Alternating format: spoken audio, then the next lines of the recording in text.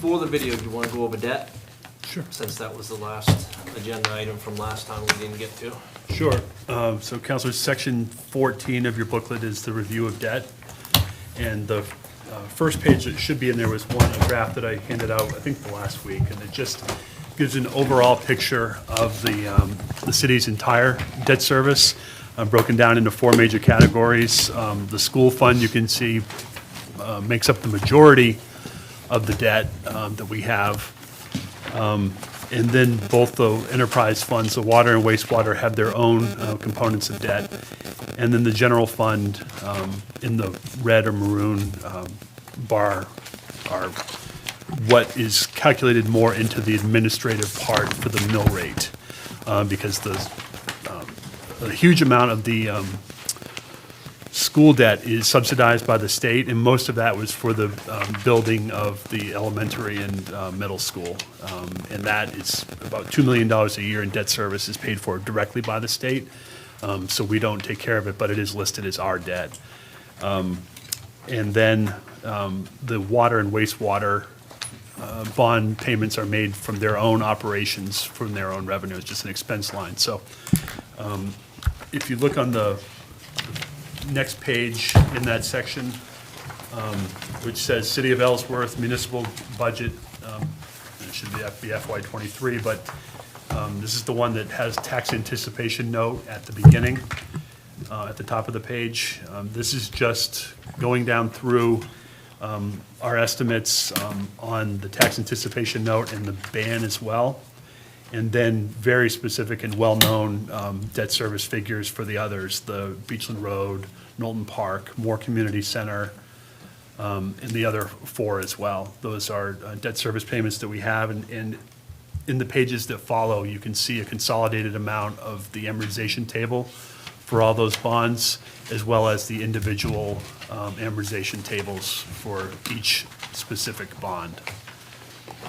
The tax anticipation note was estimated at an average balance of 1.5 million and at about 2.8 roughly percent for the year, which is up significantly from the current year's TAN, which was at about 0.5%. So the rising interest rates will have an impact.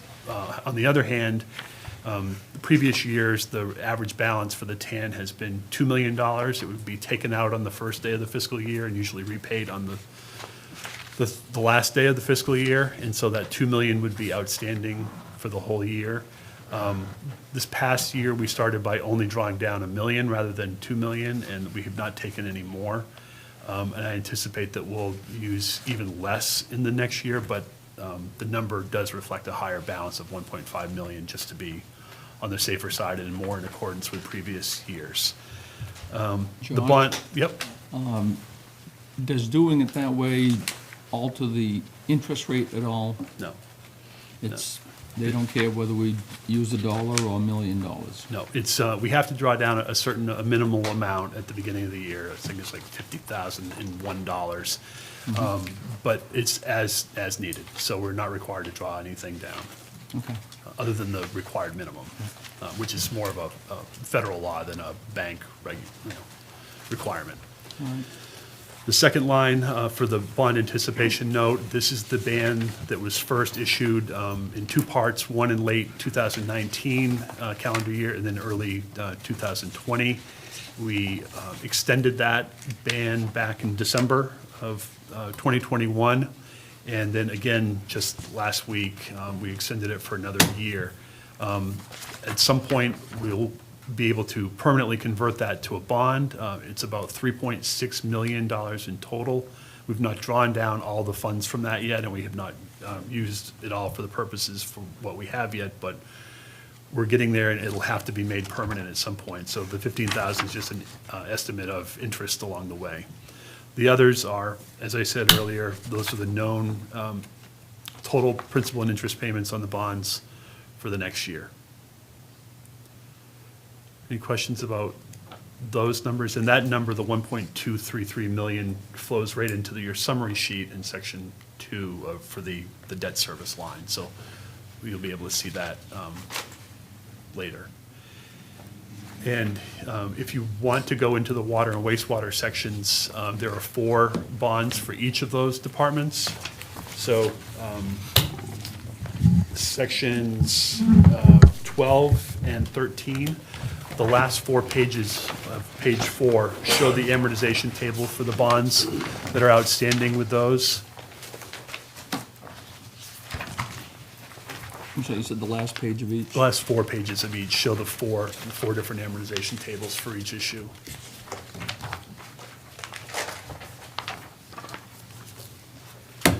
And the money that is used to pay those bonds come directly from the operating revenue of each enterprise. So they're not tax supported, although they are a general obligation of the city if worse comes to worse.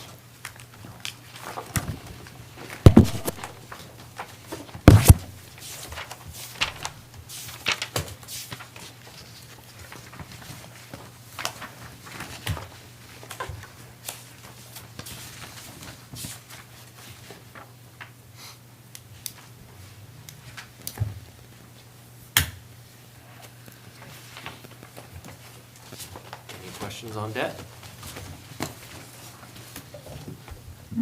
Seeing none, I will, before we show the brief video, if you want to look at the papers that you were provided this evening,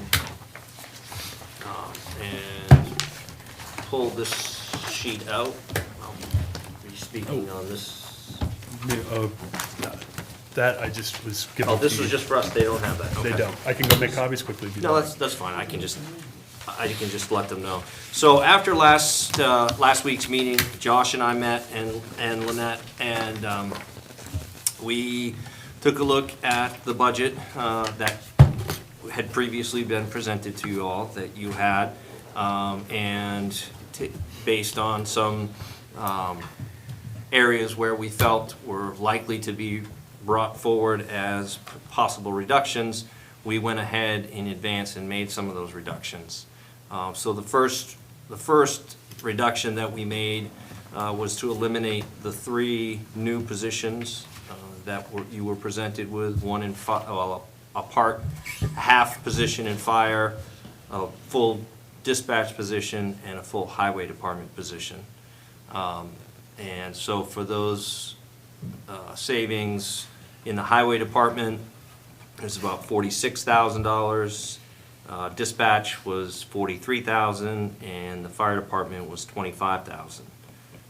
In addition to those the salary savings, you had health insurance savings of $48,000, Social Security of almost $9,000, $8,800, Main State Retirement for $11,468, and RHS contribution for the 3 new positions of $2,422. In addition to those cutting of those positions, we did have to add additional additional expenditures to the transfer station due to an increase in the solid waste removal and disposal, and also a slight increase to general assistance for utility bills for folks in need. So it brought the total savings from those changes to $170,700 out of the municipal operating budget.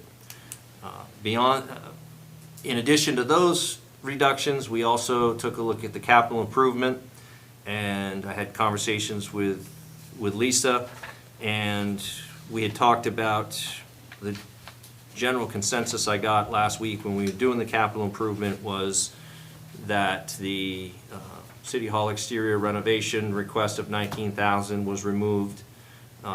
The radio upgrade for the highway department was reduced by $10,000 because we just got more accurate information on what that was going to cost.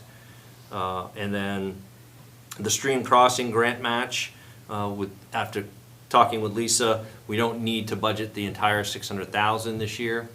So we reduced that to $300,000, and we can budget the additional $300,000 next year if we end up needing the full $600,000 match. We're hopeful that we'll be able to get grant funding and some other things to offset that cost, some of that I cost. thought that was 675. She had 600,000 600? budgeted, yeah. Okay.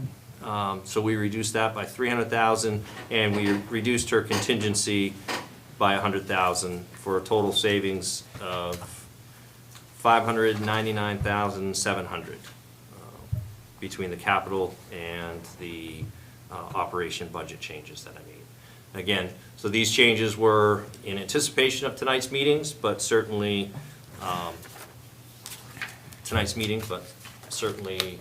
up to you all where you go with those changes. In addition, we set all of the outside entities, the folks that came to you last week, we set the city's contribution to those agencies at last year's rates. So whatever we had budgeted last year for them is what we set for this year for them. And I believe there is a sheet with those, correct? Yes. So you certainly can take a look at those and any changes that you may want. I'm sorry, made. that, you're saying that for the outside organizations? Yeah. Right, You set them the same as last year? yep. There was a couple of new ones that were funded. Yeah. It looks should like be in your new pages. Part of Ellsworth went from 850 to 0, though? On this new one? Because it's funded somewhere else In the also. they have a recreation component. They're in the as well. recreation budget.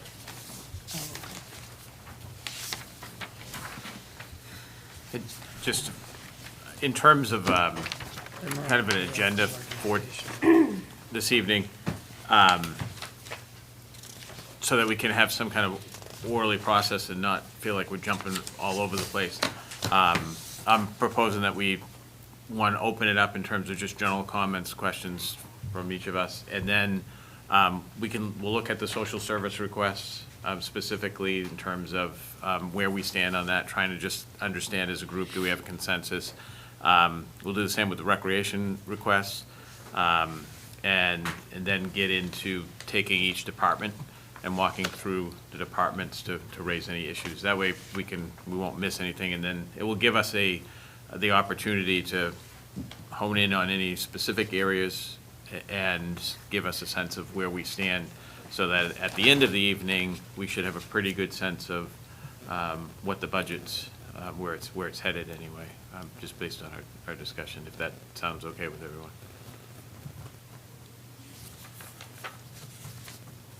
And, yeah. Do we want to watch that just now or later? I don't know. So what is that what it's, the assessment and taxation? Yeah. What is it? The video? Yeah, it's short, it's like 10 minutes. It's just talking about the assessment minutes. It process. says 3 minutes, 50 seconds. Well, I can, You don't know let's the- go ahead and watch it Yeah, now. yeah, why don't you put it up there and then.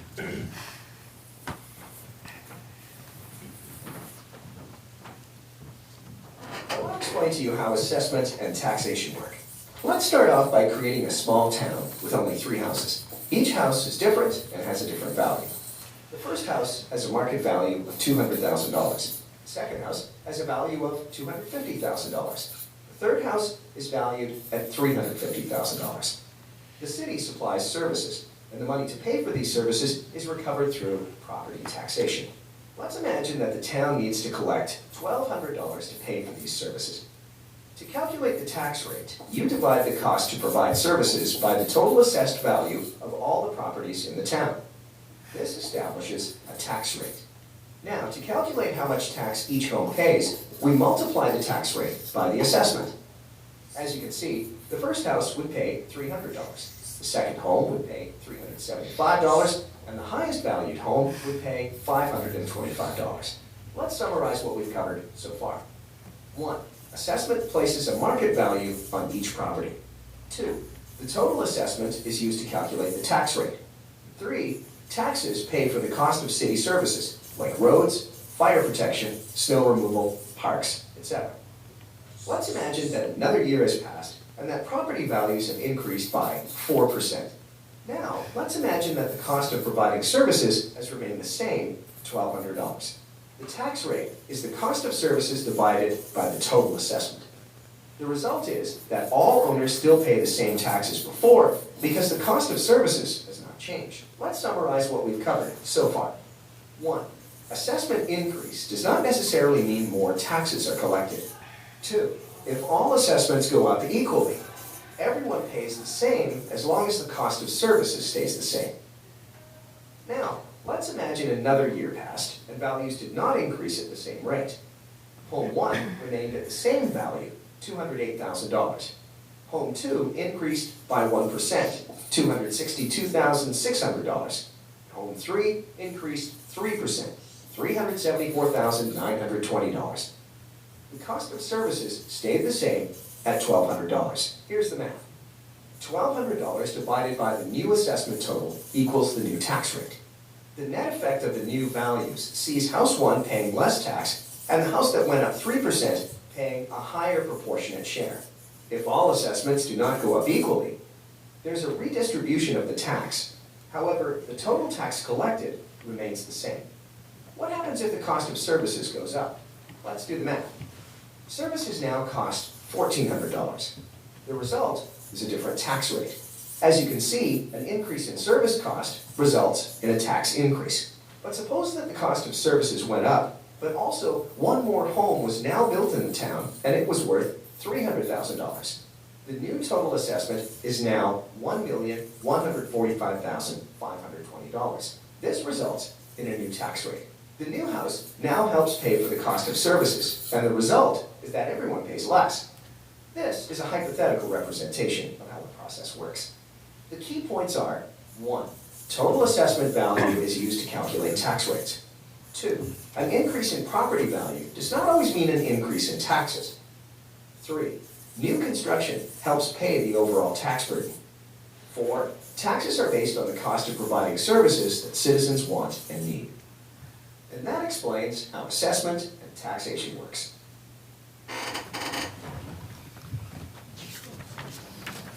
And there you have it. And that's on our website for citizens. Interested I citizens. want that guy to figure my taxes. Of course, does it really calculate in the TIF and the business breaks, like the Walmart breaks and stuff like that? Just As long All as right. it's $600. So, just real quick, before you get into that, Dale, you all have a packet that was in your, it was in your mailbox, but I also printed it and gave you, there was one in front of each place from the library. And just to summarize, there's a couple of estimates for the roofing work. That's less than 48,000 was the original figure, but the estimates are 34,000, or the estimate that they are recommending is 34,000. And it indicates in here that they're still in the process of trying to get estimates for the $15,000, which is what we had brought forward, the $15,000 for the retaining wall and the fence. They're unable at this point to get those estimates right now. So, and certainly correct me if I'm wrong, but from the indications in the letter, they'd like to go forward with the roof project and put the fence and retaining wall on hold for now because they don't know what it's gonna cost. That's correct. Does this change their overall ask? Yes. In the budget? In the capital budget, it would. Yep.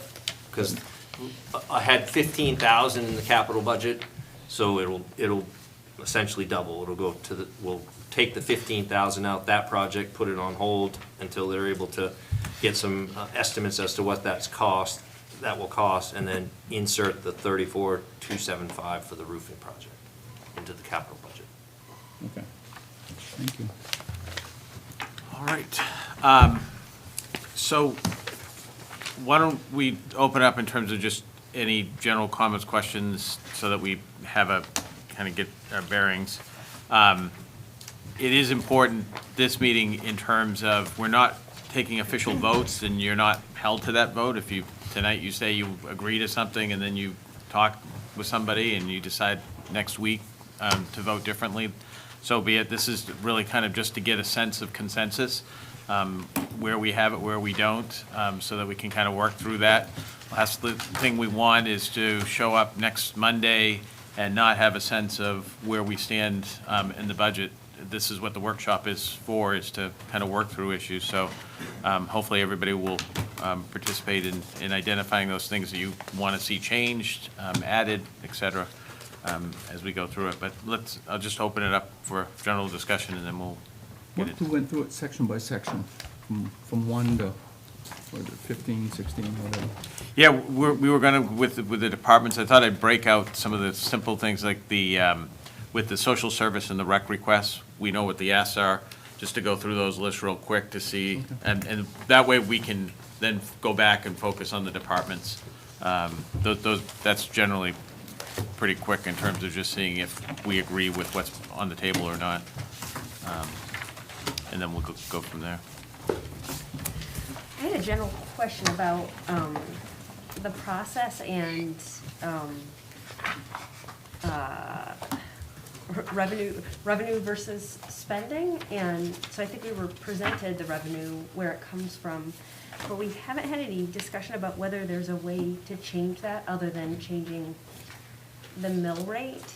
And so I guess my specific questions are, like, if, I don't even know if this is allowed, because I don't know anything about this stuff, but if we said there were lots of Ellsworth properties that were now being used for Airbnbs and we wanted to have a city lodging tax, could we do that? That's, theoretically, I guess you could, that's not really a budget issue. That would be a new ordinance or something that would be passed. And I'm not sure whether Maine does Maine even allow a separate tax for that purpose? I don't believe so. I don't There's think already a Maine. they state do. tax that goes on Airbnbs. Yeah, I knew there was a state tax. I thought I had heard that some cities had their own separate one. Like I said, I don't really know. We would have to, as Josh said, we would have to pass an ordinance first and then create a structure around that. And what about, we have a homestead exemption, There and is. we have that already. Yes. Because I was also reading about how some cities use the homestead exemption to basically remove some tax pressure from people who live here year-round, so that you can raise the mill rate while still protecting somewhat financially the tax burden of people who live here year-round. We don't have it directed any specific way, but the homestead revenues are included in the revenue calculations. So it'd be applying to the budget overall, not specifically targeted towards any group. What is our homestead exemption?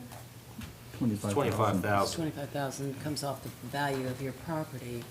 For every person who owns a home, whether they live here. You have to apply. You have Or to, not. you have to It file. has to be for their it. main residence, Yeah, the okay. primary residence, I believe Yeah. is how it was worded. And then, Right, so that's already basically, that's Look, already basically. in- Speaking of homestead exemptions, cavalry's arrived. I was watching upstairs.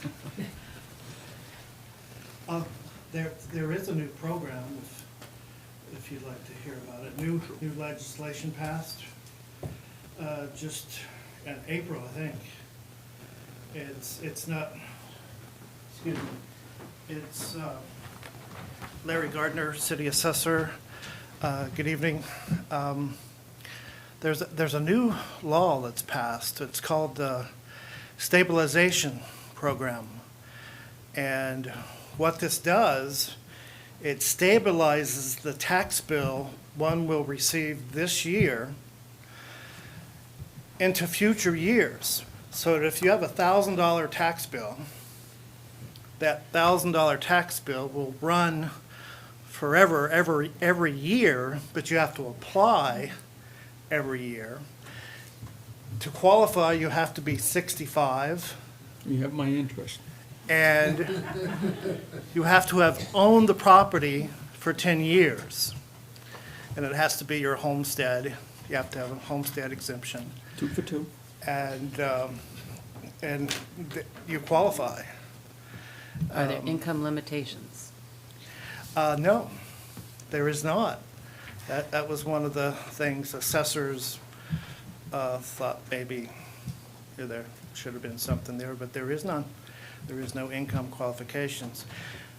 Another thing about the program is that you can get the stabilized tax bill here. Of course, you'd have to own for 10 years and be 65 or older. And then you could transfer that to any other property in Maine if you bought a new home someplace.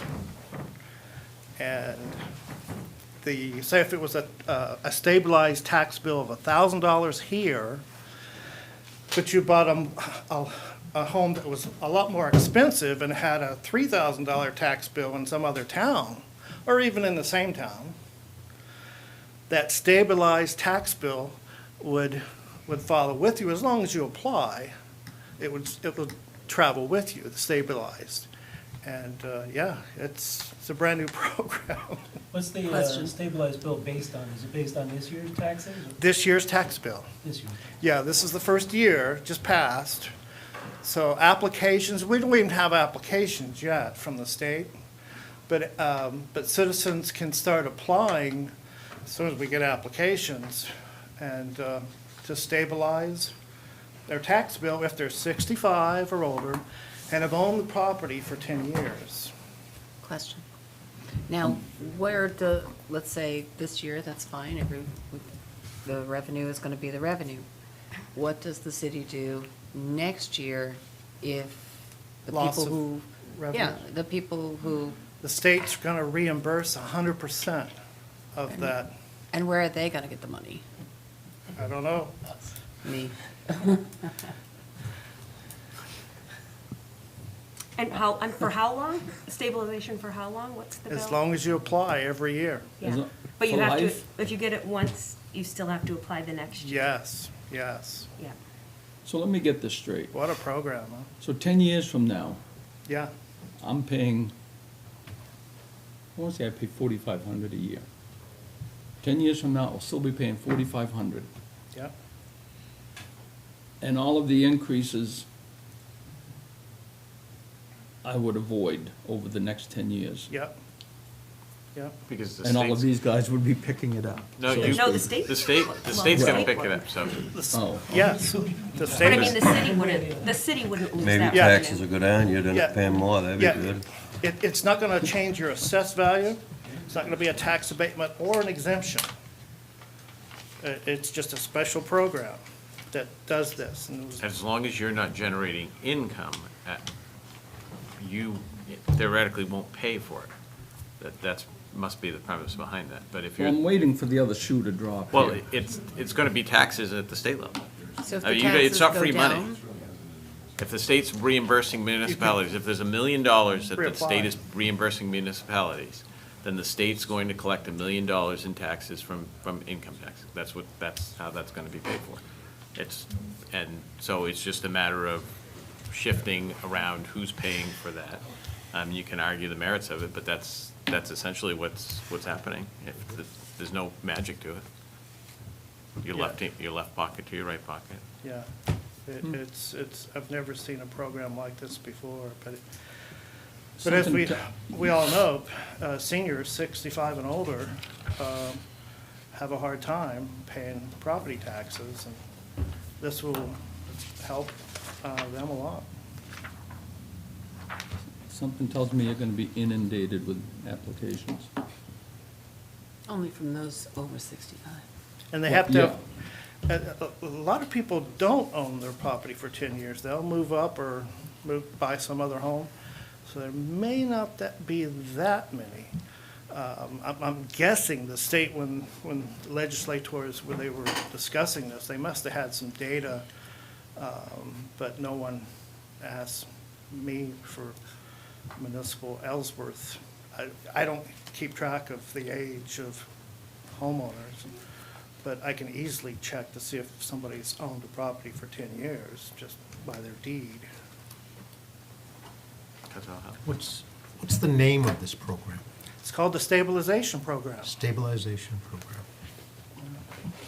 So that's a significant savings for people And 65 do all of older. the people on the deed have to be over 65?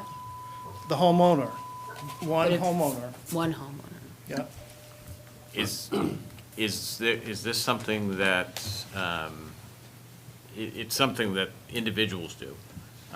And so is there a way to get this out, information out into the community so that, Oh, yeah.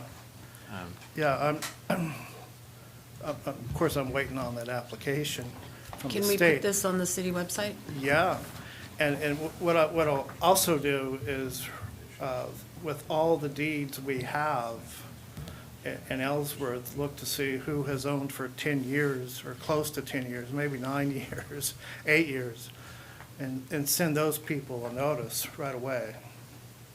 I don't know what their age is, but. Larry, what if we send it with the tax bills come September?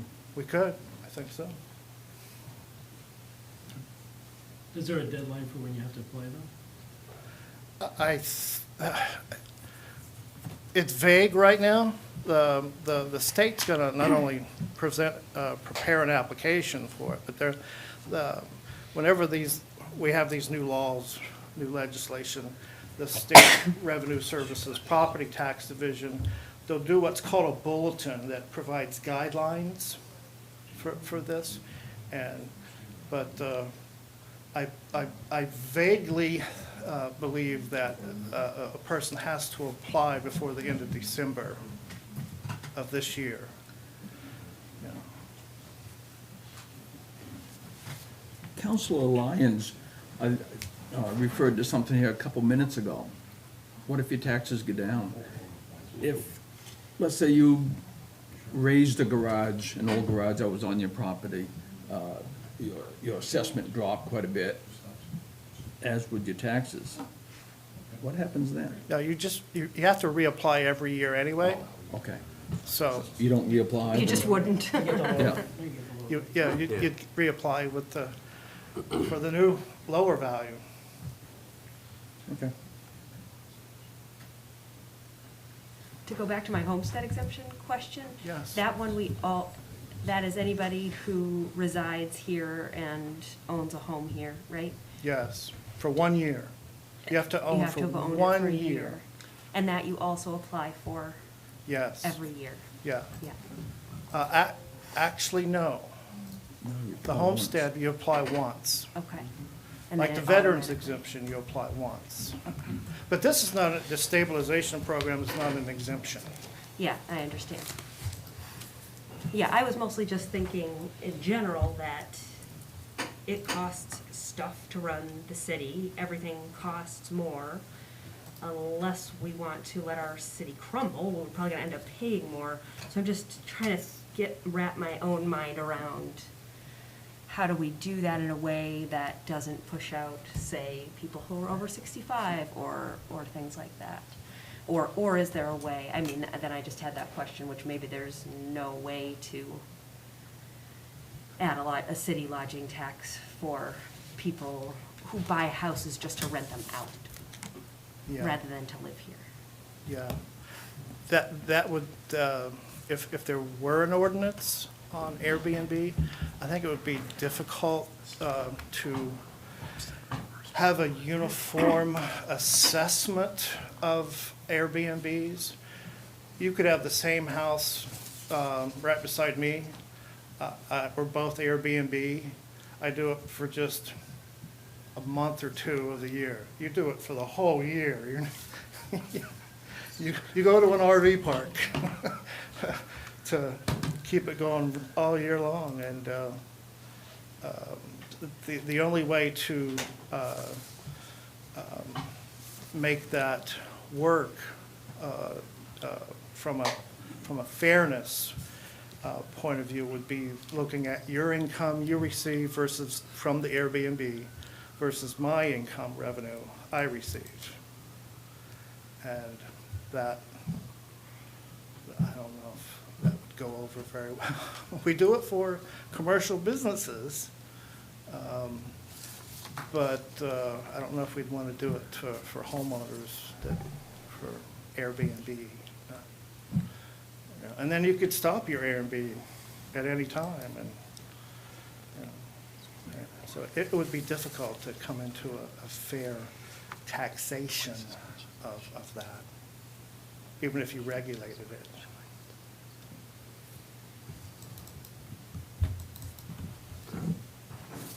Thank you, Larry. Any other general comments, questions? I have more general Oh, questions, geez, but I didn't want to. you have the floor. I also was, when Green Ellsworth came and did their presentation, and Nicole Garhowski, so I wrote this down someplace, was mentioning about grants, basically about grants, and she had mentioned for the Community Development Block Grant Program, that we in Ellsworth had gotten something like $3.5 million over some number of years, whereas Bucksport, which is a smaller city, has gotten $6.5 million over the same number of years. And it made me wonder, should we be thinking about hiring a grant writer? I know that's not specific to this budget that we're looking at now, but again, I'm just trying to think big picture about money coming in. And I know that the department heads are really busy, and I wondered, do other cities have grant writers on their staff? Do they hire that kind of stuff out? I know nonprofit organizations do that. So that was one question, is like, do we need one on our staff? And then the other one is, I have a lot of emails that come into me from a variety of nonprofit organizations saying, hey, here's this grant, have you guys looked at this, have you looked at this? And I wonder, would it be useful to have a grant committee where other organizations could be involved in the committee, as well as the city could be involved in the committee? Again, just thinking about how to bring revenue in. So I just want to touch base real quick on the Bucksport comparison to Ellsworth. Bucksport mill closed, and that's why Bucksport received the largest portion of that.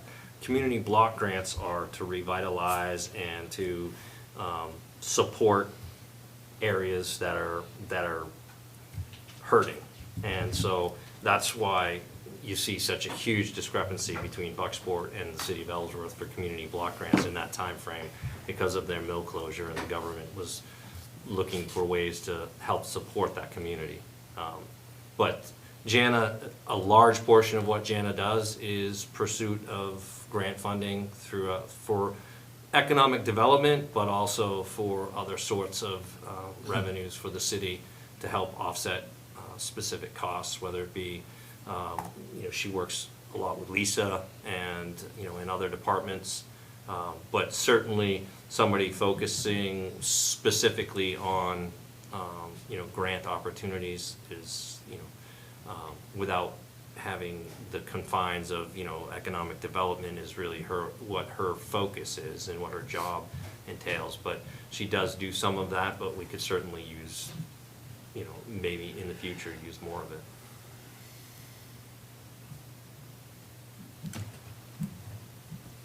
Should I then make my last general Yeah, question? absolutely. Okay. My other ones are specific to departments, so. Just that we never did have our workshop about ARPA funding, and so I just thought we should keep it that we do have that money in mind as possible way to offset costs of things we might think we need to do.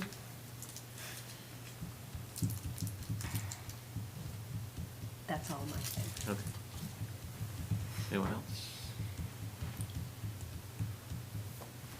All right, let's get into the weeds. The social service requests. It's in here somewhere. Section 8, you should have a new sheet. There's a Tonight's new sheet paperwork. that was handed out today that's the most recent.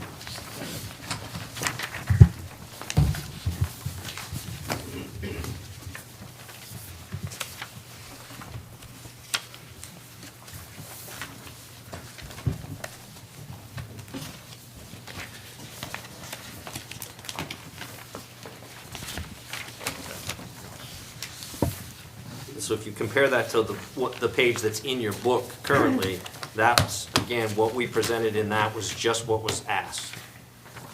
And so after last week's meeting, we went back and we just set the rates at what we had given previous years,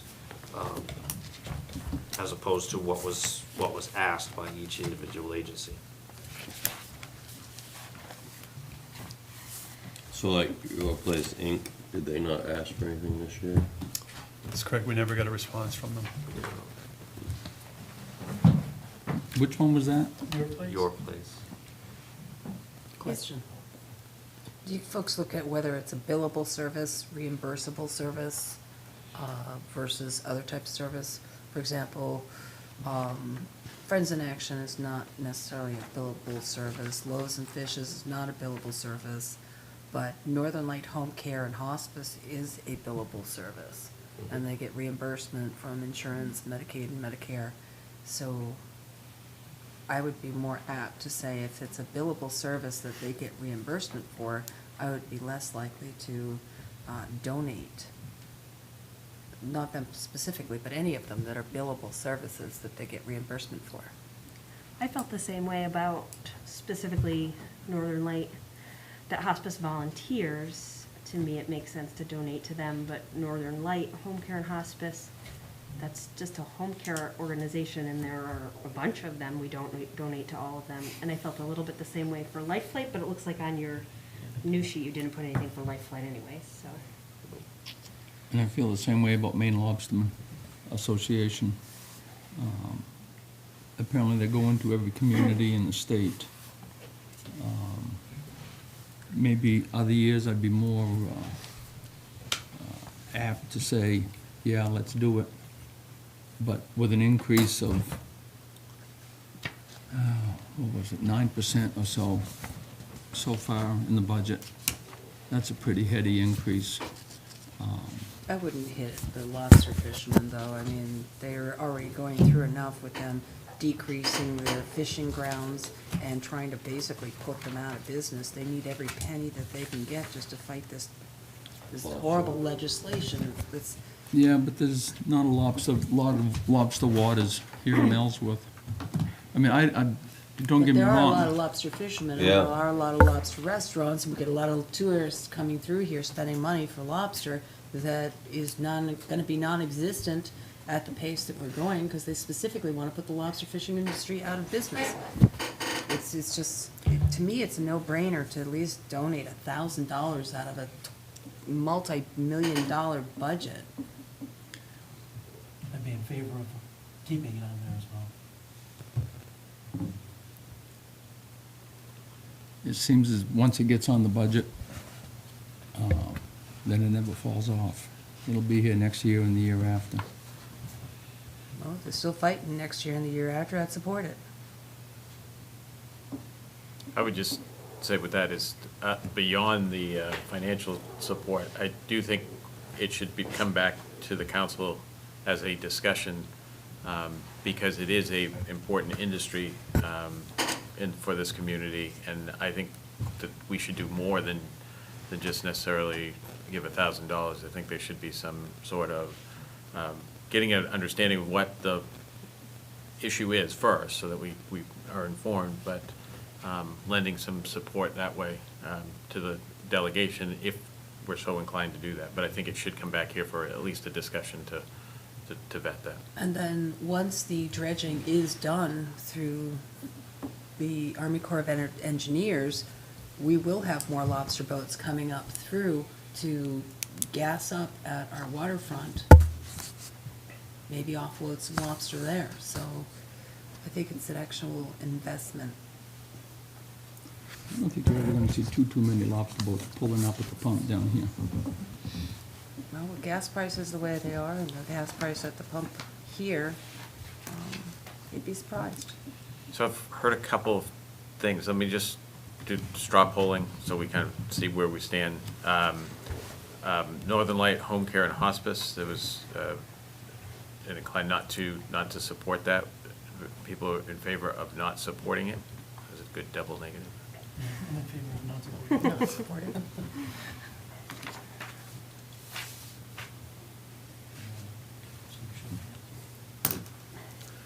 I mean, I guess I'd like to, if we're not gonna have straw votes, it's gonna be hard to know what we're getting into next week, so. Do you want us to raise our hand? Yeah, that Okay. would be helpful, if you're in favor of not supporting it. You can't take a vote. Well, not straw, you can take a straw. Well, let's not do it formally, just, we can have We each informal look at it? discussions. I'm in favor. I'll tell We- you, I'm not in favor. As I said, and so let's just clarify, you can change your mind in terms of this is not a binding vote. But if one, the community has a right to know where we are in our deliberations, so that they can advocate if they see something different. So if we're going to remain silent on it, then there's no purpose going through the budget, we'll just vote next week. Otherwise, we should have some discussions on these matters. So where does this $500 go to if you give it to them? I mean, We don't know. Their operational budget, whatever they want to use it for. I'm in favor of not And supporting same thing with the lobstermen. well, we know You where know- that goes. It goes to That help goes- fight a lawsuit. The guy explained it to us the last. it. Into their general budget. Yeah, And, it's like, and it's geared toward fighting the lawsuit. I have an issue, well, you guys are willing to give them $1,000, but having had a mother who went through hospice 10 years ago, those volunteers that come to the homes, as far as I'm concerned, those are God's angels on earth. Yeah, but Oh, yeah, the And volunteers that's we why did. we- nobody's saying they're not. We did one I know up. that, I know that. But any hospice program, and if you've never experienced it, God knows, I hope you never do. But to give $1,000 to the Lobstermen's organization, and say the hell with the hospice program for $500, I gotta wonder where I don't know our if anybody's priorities seen it. are. To hell with it. I think, It's I that was just the wondering what the Northern money Light would Home go Care for. Maybe and they buy, Hospice. maybe they buy gift cards for the family. I don't know, maybe, I'm not sure, you And know? in some cases, after the family goes through hospice or is in the middle of it, they could use a gift card if that's the I case. bet they could. The Northern Light Hospice and Home Care is a reimbursable service, is billable to Medicare, Medicaid, and through insurance, unlike the hospice volunteers, which is not a billable service, they are volunteers. So because they can bill for their services, why do they need our $500? Exactly. I'm guessing Down East Transportation has billable services. They take many, many, many uninsured indigent patients. I understand that, and I'm all for it. I'm just using them as an example as far as billable services. I would think that they must use the 500. I mean, if it's like anything else, people take money out of their own pocket that go there, and, I mean, I'm sure they use the money well, so We gotta remember I would give them the $500. the pie is only so big. And at the end of the day, it's the taxpayer that's gonna pay it. Right now, we're looking at a 9.53% increase, unless we do something about that. Well, I don't think that cutting $500 or $1,000 is gonna make a big dent in that. No, but 1,500 might. So, huh? I've been reluctant to express my opinion on the one item that you asked. And I'm not making suggestions here, I'm simply asking questions, especially of the more experienced people on this board. Is there a benefit that saves the city money with some of these perceived donations that you normally would pay from the general fund? Is there some correlation here that I'm not seeing? Well, when Tina gave it the talk about the general assistance fund, I feel like she talked a lot about Down East Community Partners, right? And about how they There can be, I partner. can't speak for Tina, I don't do it. But, for example, if there are women or families enrolled in WIC, those are people would be less likely to come to Tina to help buy groceries because they have the WIC program. And the same with Down East Community Partners, they often help Tina with rent or utilities for clients, so there is a correlation there. Same with Emmaus, sometimes they can work with Tina to do like overnight bags for people that we can't house, we can always provide them some canned goods or toothbrush or, I don't know what comes in the bags. So yes, there are some that directly help what Tina does in general assistance, and others that she may not work with what she does. So part of me, and I'm not, I'm just throwing this out there, part of me says, okay, if individual taxpayers, and I'm not making suggestions, I'm just trying to learn information. If individual taxpayers want to donate to Eastern Agency on Aging, or, you know, maybe I'm for the lobstermen and I want to give them $200 as a resident or what have you. I struggle with the fact, and again, this is my first time at this at budget, but I struggle with the fact of sending a bill to Mr. and Mrs. Taxpayer, asking them to give us tax dollars so we can give their monies out to these organizations. And I have to say that Mr. and Mrs. Taxpayer are more than capable of supporting what they want without us deciding what they support. So one of the things, I generally stay out of this part with some of these organizations because I have professional relationships with some of the entities, as well as when I joined the council, our organization, we stopped making a request of Ellsworth for the reason, just didn't want that conflict. So I can give a little bit of insight in terms of just from the perspective of the organizations, which I would assume all of you know that. It's really that piece of most of the fee-for-service organization services, or many, I shouldn't say most, many, the cost of providing the services that benefit individuals in communities outweighs what they get reimbursed, because they're generally reimbursement is fixed, and many of the smaller ones rely on fundraising to have those services available. And so to your point, it's one of those things that balance of, do the fees carry enough so that they don't need that to provide those services? Would it exist anyway?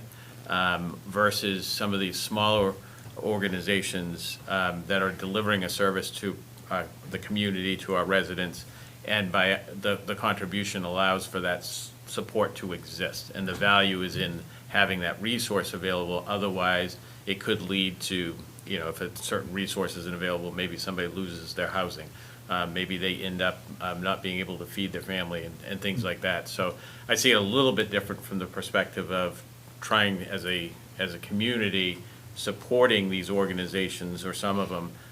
The tricky part, and since I've been on this, we've always wrestled with that, is what is the criteria? Ultimately, where you draw that line? What does it look like? And it's a gray area, and so it's hard. For me, it's hard to look at it.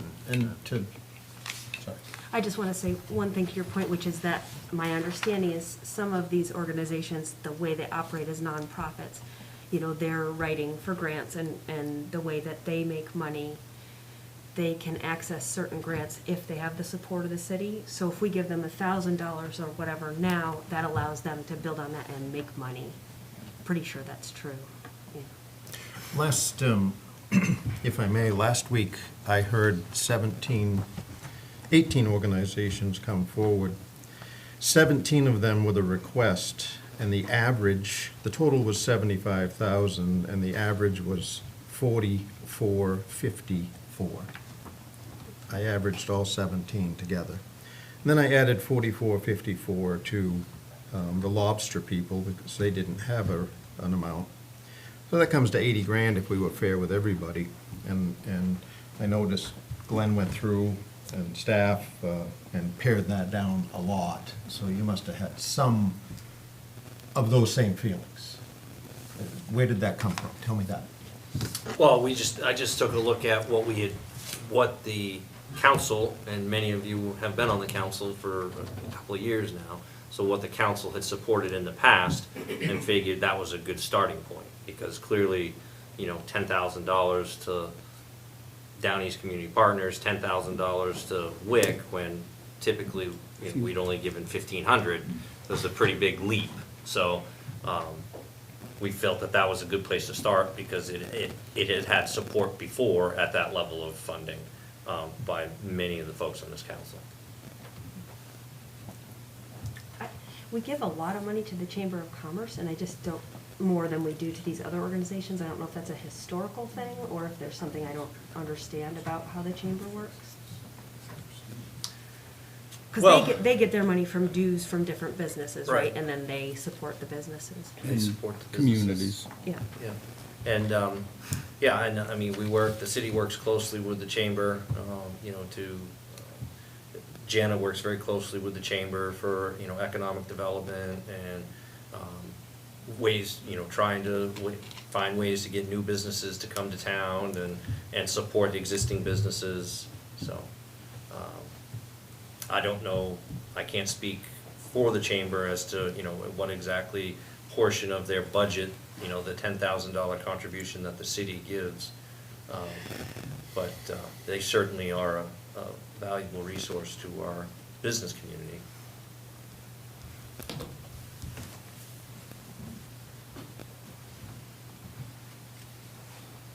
So just in terms of process, so what we'll do when we get to the budget is we'll start big, and then next week, and kind of get into the weeds. So if there are things that you want to add, change, remove, that those will all be made by motions. But what we'll have in front of us is the budget that is being presented for us to support. And so this may come up. That's for each of us to come prepared to make changes to it if we wish.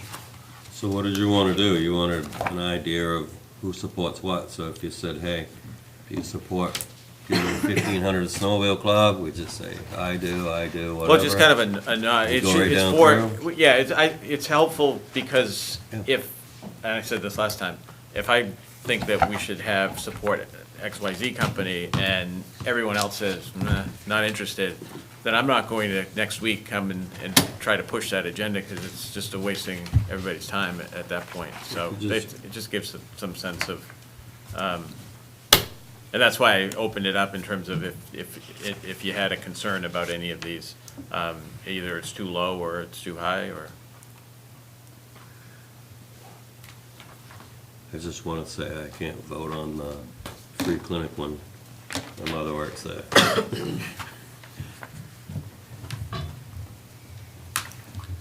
All right, do we want to do the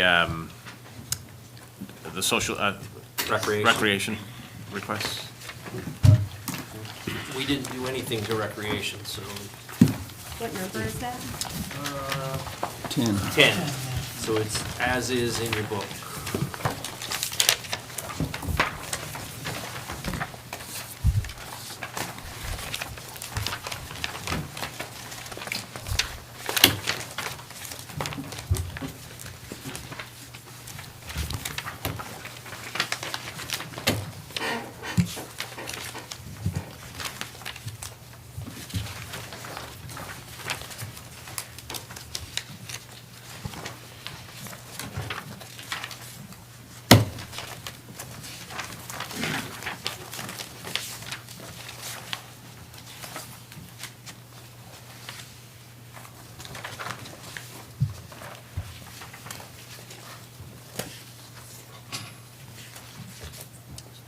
Section 8.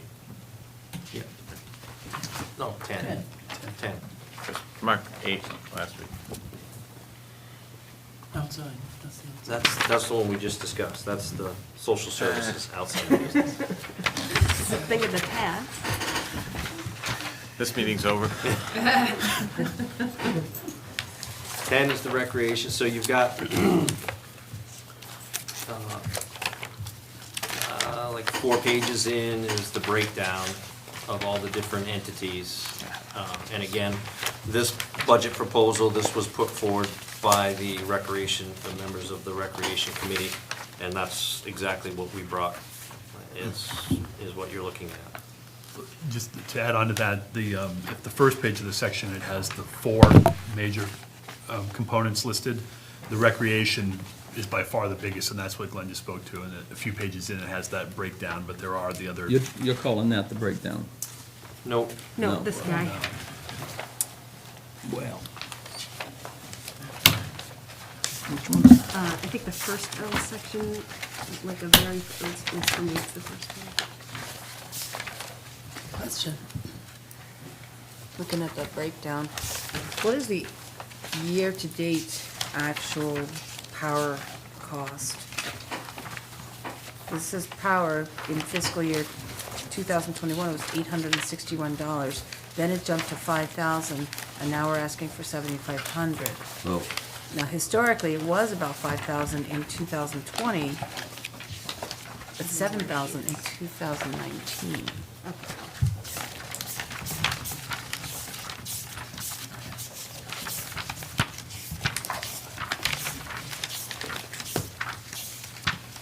It's 10555510.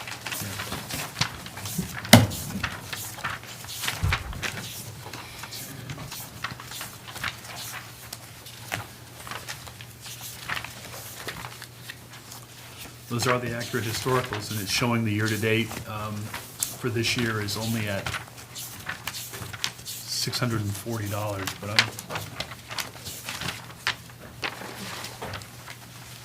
which is in keeping from last year, because the 861 is what we have for last year as well, so the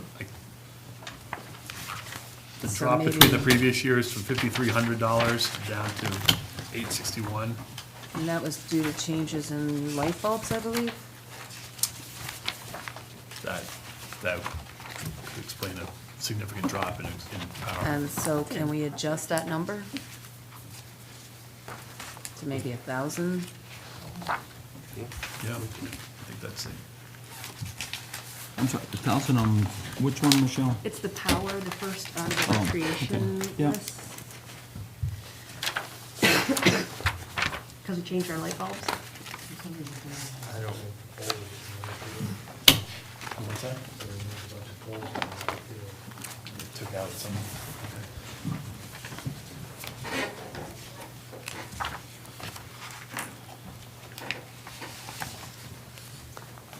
Can I say something, or are we just still thinking about power? Yeah. I just want to point out that the way this is written, we are reducing the amount of funding that we send to Heart of Ellsworth. Because last year, we gave them 2,500 in the rec budget and 850 in the organization budget. And I think that's very generous. beautification, 2850.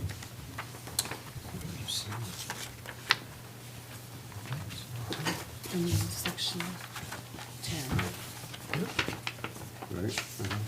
keep going. The beautification one's out of Ellsworth. Yep, that's the one I can see. That one's up $350. Yeah, I can see that. Third or fourth page. Oh, here we go. Here we go. I got it. It's the same number.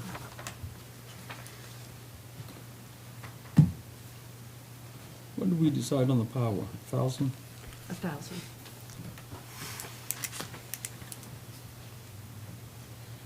I mean, Heart of Ellsworth does the planters, it does the lights, it does Cider and Cheese Festival, it does Arts Festival.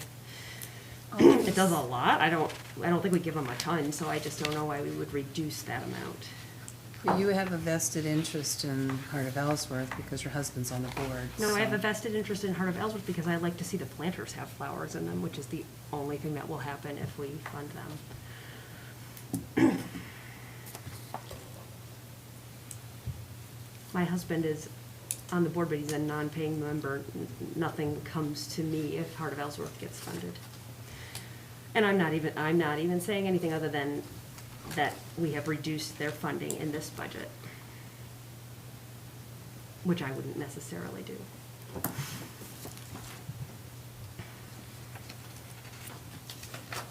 Or I wouldn't be in agreement with. because I think they do a lot for the downtown. And for the businesses.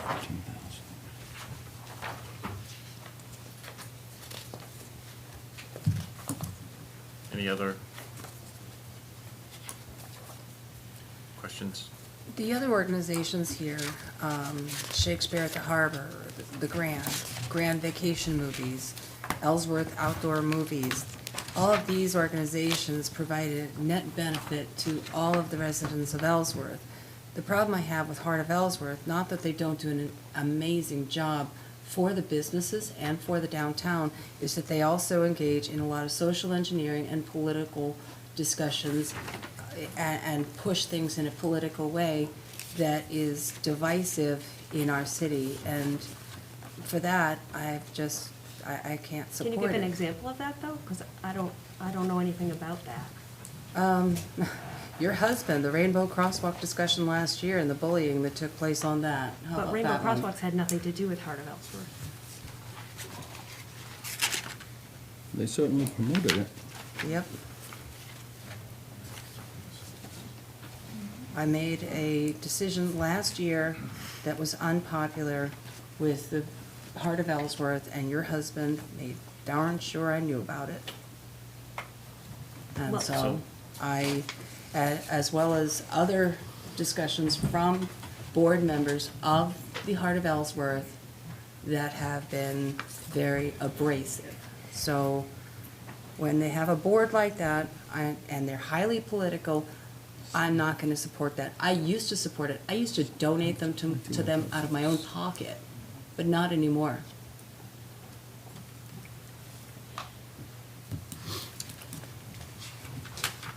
That, that references my point about, we all as citizens have the opportunities to donate to who we want to donate to. And taxing this and then donating to different organizations in different amounts, I struggle with. If there was an across-the-board figure for each organization, that might be a little cleaner, but still, I struggle with the whole thing. And it's not that I'm against helping people. I'm all for helping people, or helping, like the Grand. If I support the Grand and I want to send them $1,000, I can do that. But boy, I have trouble snagging money out of the taxpayer's pocket and giving it away. I struggle with that.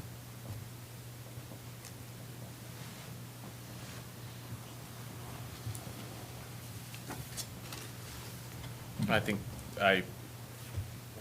this is, as I said earlier, it's not a clean and clear criteria. That's been something that I've raised in terms of it's just hard to, it becomes, a matter of who shows up, who presents, and then we give out money based on the organizations that showed up, when there may be some good organizations that are adding value to the community as well. Now, presumably they know that they can ask, and they may choose not to, so it's just, it is, and some of these are not insignificant requests. There's some larger ones, and where that goes and how that benefits, this, for me, sitting here, it's about, is there a direct connection to citizens, residents of Ellsworth?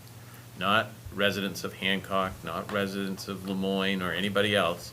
That's the taxpayers of Ellsworth are paying for this. And so being able to draw a straight line to the funding that we're given to that value, to add value to the community and to the residents, that's where I look at, and it gets kind of gray in some of these situations in terms of where that line is. And the different amounts too. I think if we had some sort of a criteria or a fairness flat rate for every organization or what have you, because it just seems like, how do we decide, that the YMCA gets X amount? That's a big one, but that's a big kid supporter. I'm all about that, but at the same time, and then this one gets nothing. I don't know. I struggle with this extraction of money from the taxpayer and the giving of money when they could do it themselves. I don't think they need government to decide how to do that. So, Josh, if you knock down power to 1,000, that takes 6,500 off from this, what does that give per percent change in the budget? Give me a minute to call up that sheet. I'll answer that. In the meantime, how much does the YMC rent the Moore Center for? Is it a dollar? $1 a year. $1 a year. And they charge parents money for the camp, X number of dollars per week. And the Ellsworth taxpayers are picking up the tab for the interest on the Moore Center that you had discussed on the debt service. Right. So we're paying that, and then we're also giving them $62,000 a year. And they pay no taxes on the building. They City rent owns it the building. from- We own the Right, building. but there's no tax revenue from the building. Correct. Right, they pay $1 a year. Is there tax revenue from their building? No. No. Councilor Lyons? Nonprofit. Dropping that by 6,500 to 1,000 would result in a year-over-year change of 4.1% for the total rec budget.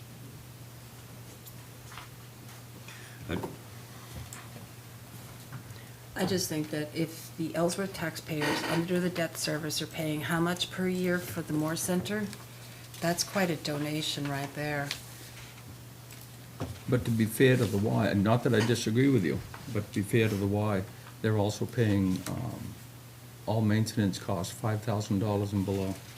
If a furnace goes wonky and the bill is $3,000, they pay it. Well, if they had their own building, they'd have to pay that anyway, so. Yeah. And we do, that contract expires in 23 or 24? 24. 24. So we will be, the city can certainly look to What the fair market value is? rearrange that fee schedule as part of that contract going forward with the Moore Center. Yes, because, like I said, we are paying X number of dollars, and I lost that number here, on the debt service for the Moore Center. And then they are paying $1 a year to rent it from the city. They got me. And then I was about to we're stand up and giving dance. them $62,000, and they're still billing people who use the Y. They're still billing for Y after-school programs, Y summer camp, Y daycare programs, and I don't think they could run the Y on $62,000 a year, so they have to, I understand that. unfortunately, they have to charge money for the services. The Y is nonprofit, right? I mean, like 100% nonprofit. Yes. Yes. So the 62,000 just helps them have maybe better services.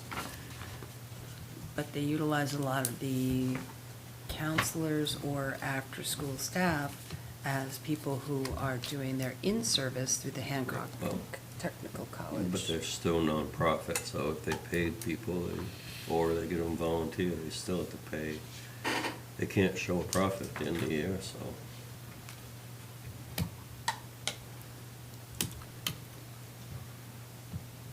Any thoughts on the grand educational programs?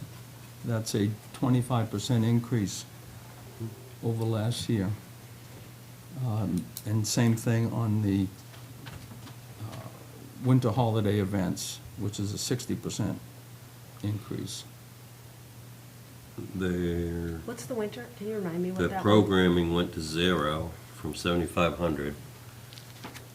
So- The winter holiday is city, and that's for the parade, the Christmas parade and the Christmas tree and the lighting of events around all of the holiday season. Okay, the parade has been lumped into that? Mhm, I yeah. know, because that was that 3 or 5,000? Five. 5. Okay, all The, right. the additional 3,000 was to cover the expenses of the tree and the lighting and events around. Okay, I didn't realize the parade had been thrown into that. Yeah. I'm still surprised we don't see any summer celebrations, you know, when we have a lot of the summer residents back for things like 4th of July, et cetera. I'm surprised that we don't celebrate that. It's something the rec committee can work towards, for sure. Yeah, and they're looking at things like that, definitely expanding programs like that. Bob, did they give a reason on the increase in the educational ask from 8,000 to 10? Do you recall? I missed that. Yeah, he was saying, Wasn't here. I don't remember why the increase, but he was saying they wanted to make sure that every student got to see some live performance.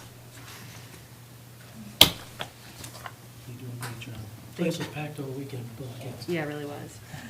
They were like basically trying not to charge the students for anything, Yeah. right? They want them Yeah, they want all to be able to students, go. every single student, free, regardless basically. of whether their parents can afford for them to go, to be able to Right. go as part of They school. don't want to say no to anybody, Yeah. Okay. which sounds good to me. I just wish Nick would come with a little more energy from his perspective. That guy's got more energy than. Good. I know, I'm sure he's listening. Hi, Nick. Yes. I like his enthusiasm. Okay, so, this isn't a cut-off conversation on this. It's clear in both of these items that, we'll have some discussions next week in getting into the weeds of those. So, city staff should just be prepared that there may be some additions or subtractions around, these two sections. Because we certainly, it's clear that we're gonna have some of those discussions, for both of those categories.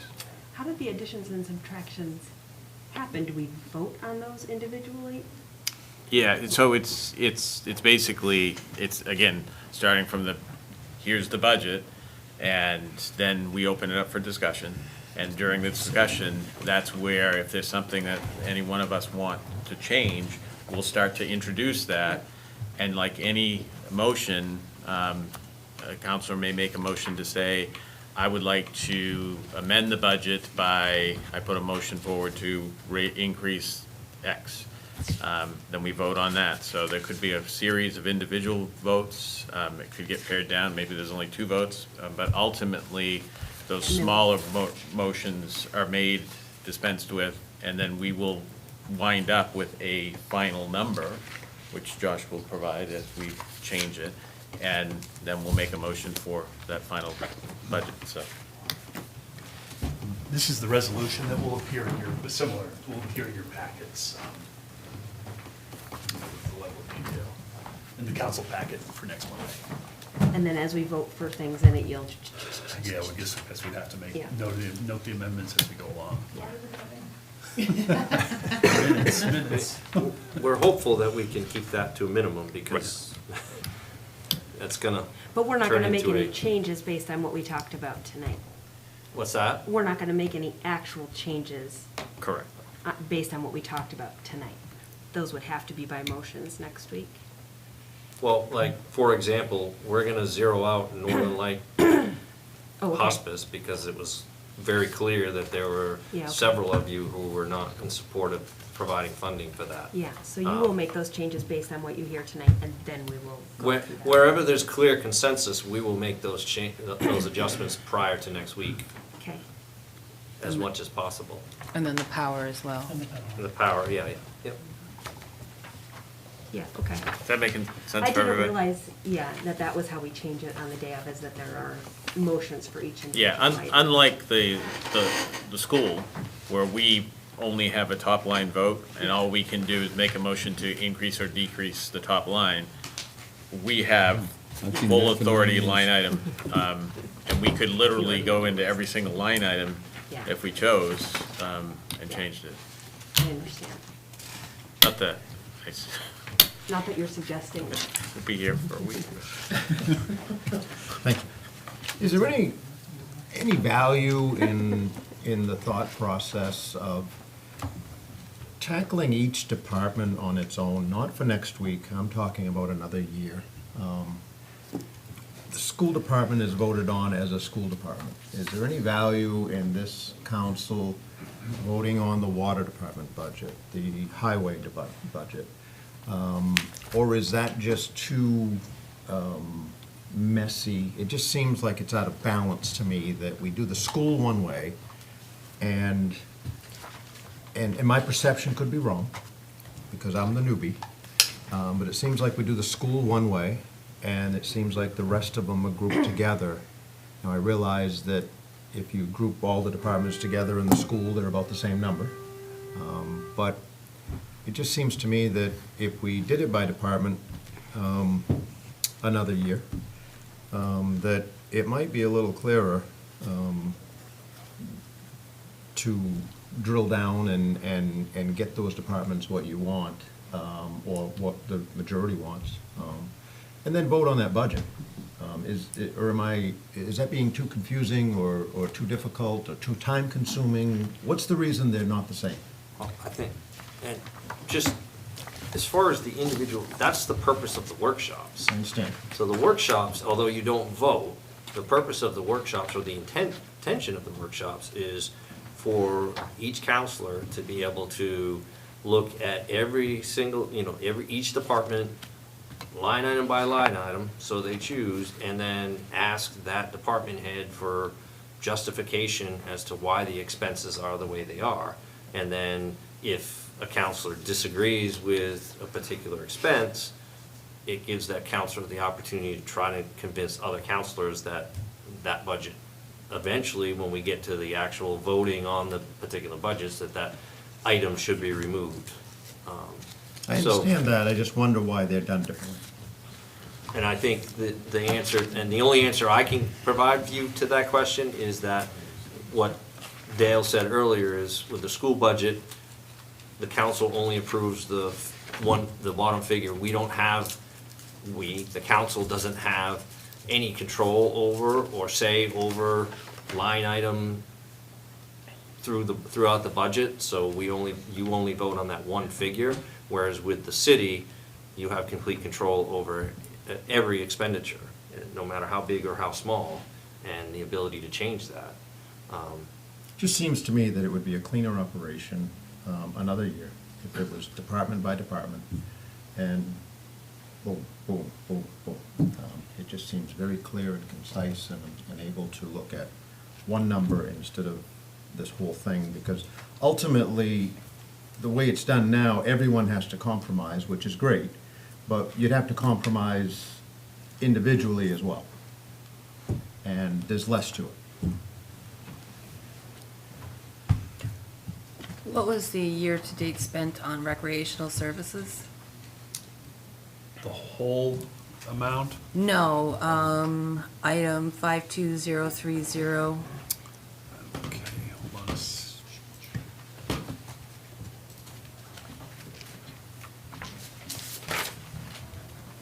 They haven't spent anything as of yet. Portable toilet rentals at Knowlton Park, basketball courts and fields. But Nothing the has bills been, haven't come in yet, or haven't been paid yet. Yeah, nothing has been billed yet. It's very likely that it's gonna come in the next month. Springtime. Okay, I thought we had bathroom facilities at Knowlton Park. We do, over the winter months, they're closed, and the porta potties there for the skating rink.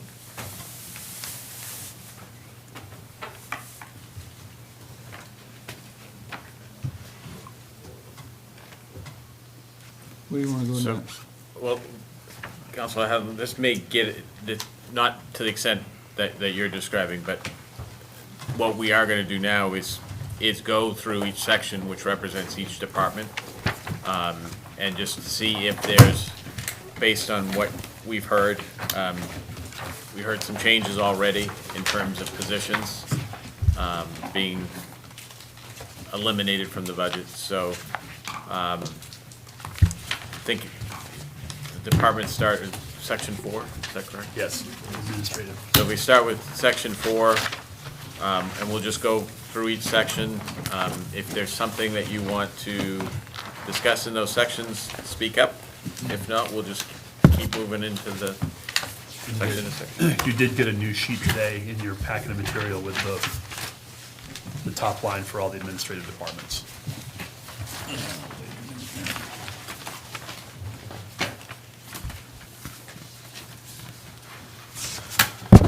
Is that the 9%? 9.53%. Thank you. Yep.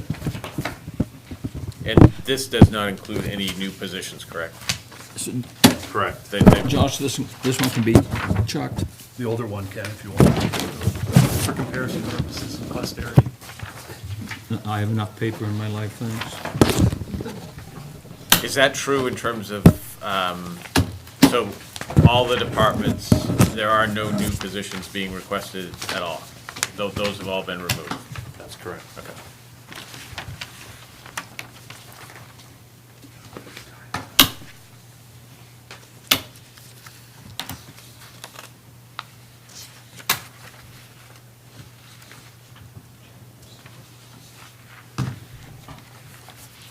So what was the actual percent changed after you made those adjustments? To, I believe it went from 11.21 to 9.53. Where did you find your local country?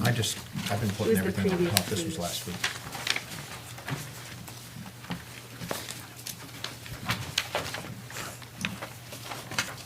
The administrative budget went up a little bit from the previous. Went down. We cut some benefits in there that were associated with the three Went up new from last year, I employees. think.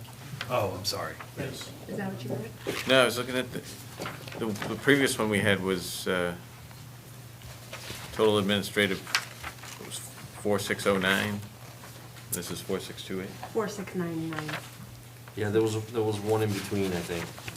Oh, was there? Okay. Last Monday, Okay. there was a different one. I should have removed it.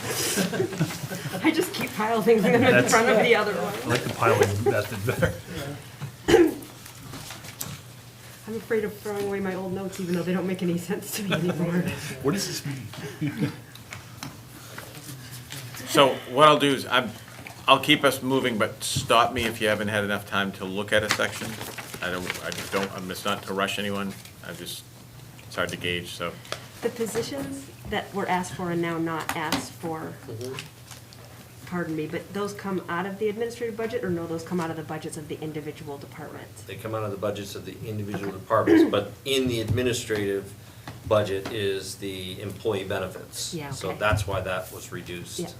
by removing those three positions. And again, I've removed those positions in an effort to reduce the increase and reduce to what we're presenting as a budget, but that, the department heads very much still want those positions in their subsequent departments, but I made the decision that in order to try to control the spending, that was one place to start, so. Under technology, last year it was 387,000, and this year it's, they're requesting $522,650. That's a mighty big increase. That's the new, One of them, New this is system. new software. The Cassell software was 180. Yeah.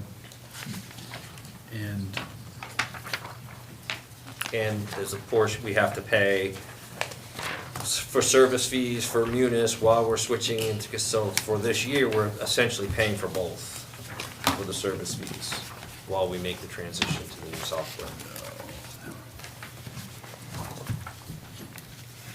I just want to go back to your decision to remove positions. It was something I was going to raise, so I appreciate the fact that you did that. I certainly understand that, heard the justification for it and I don't believe that they were fluff positions. I think that they're needed positions in terms of this work capacity for all of that. However, I do believe that where we're at with the economy, this is not the right year to be adding positions. I'd rather see what we're seeing in terms of where there are increases in terms of salaries and things like that to secure the workforce here without increasing that. And I think those positions jeopardize some of that. And it certainly creates more of a burden for the taxpayers in terms of, at a very difficult time. So I think that's the right decision. I don't think we should have any staffing increases at all. We are going to see lots of businesses changing how they do business and changing when they do business, and I think that the city has to also take that on, so, because the city generates income from the community, taxpayers, and they're the ones being hit with the economic conditions, so I appreciate the fact that, I'm sure that's not an easy decision to make either, when you know that the department heads are presenting that, so.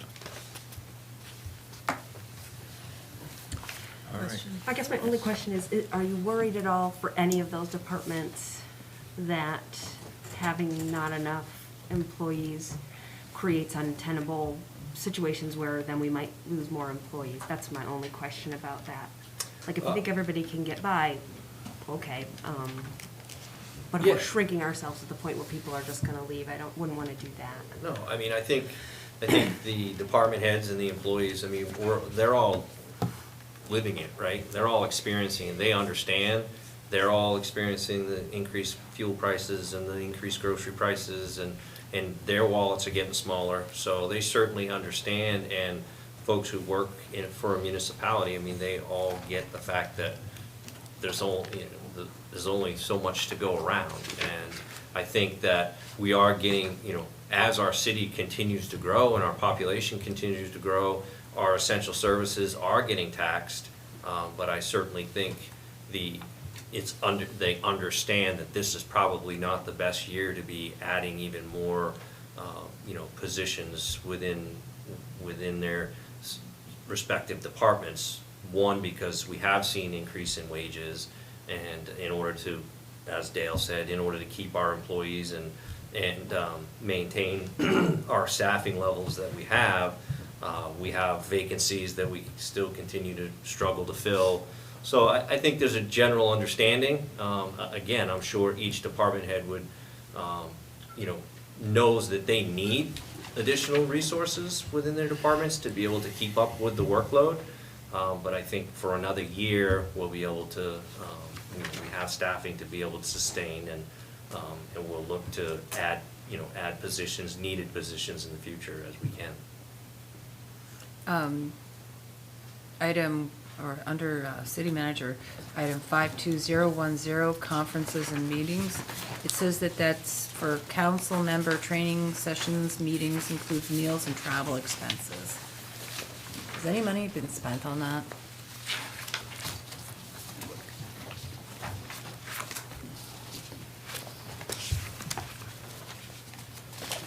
$3,200.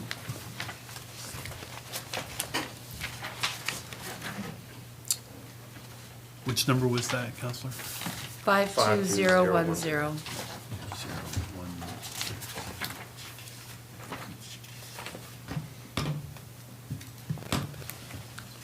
With the encumbrance, I've got a number here overdrawn by $1,200. What travel, meals, and training sessions have we attended? I have not attended a single one that I know of. I don't even get water. Is it, I don't think it's exclusive to just the council. I think council is part of the overall.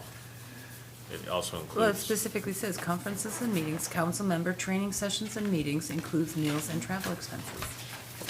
Is it conferences and meetings, comma, or?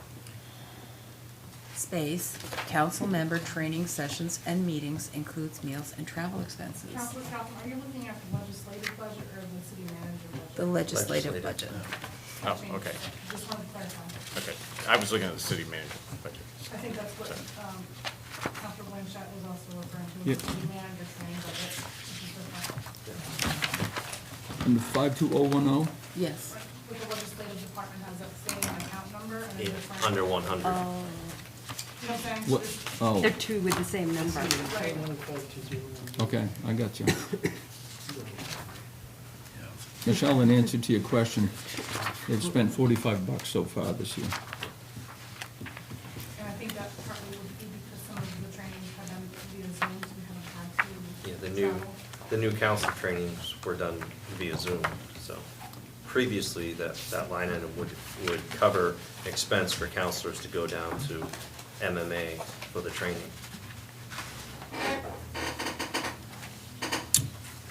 I actually don't see the need for that, but I could probably nix that part, but. Section 5. Apparently no one agrees. Just general assistance. Could I bring up a point on section 4? Yes, definitely. Just, and I realize this is a real hot topic, is employee benefits. It looks like there's a $15 million budget and the revenues of, I'm using round numbers, of $5 million, so you get a $10 million budget. And employee benefits is 2.3 million of that. Now, I don't know if that's common in the municipal world, but that's a big percentage. And I'm not suggesting cutting any benefits. I'm just making the statement that that's a big number of a $10 million budget. Tony, does that include Social Security and It such? includes required FICA taxes. That's what I thought. Which is 7.65%, correct? Of the wages. So how much of that is FICA?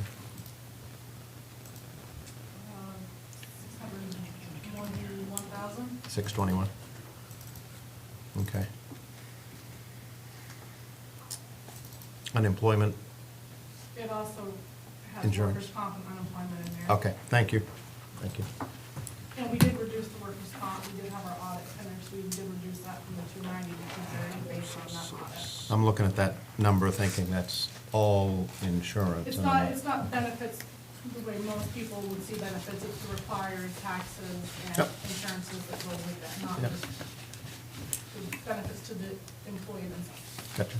It maybe for future years, because that's a good question, is maybe have a line that's payroll taxes, and then if it doesn't mess up your system, I mean, maybe you don't collect it that way, but. I don't think the system would be messed up more.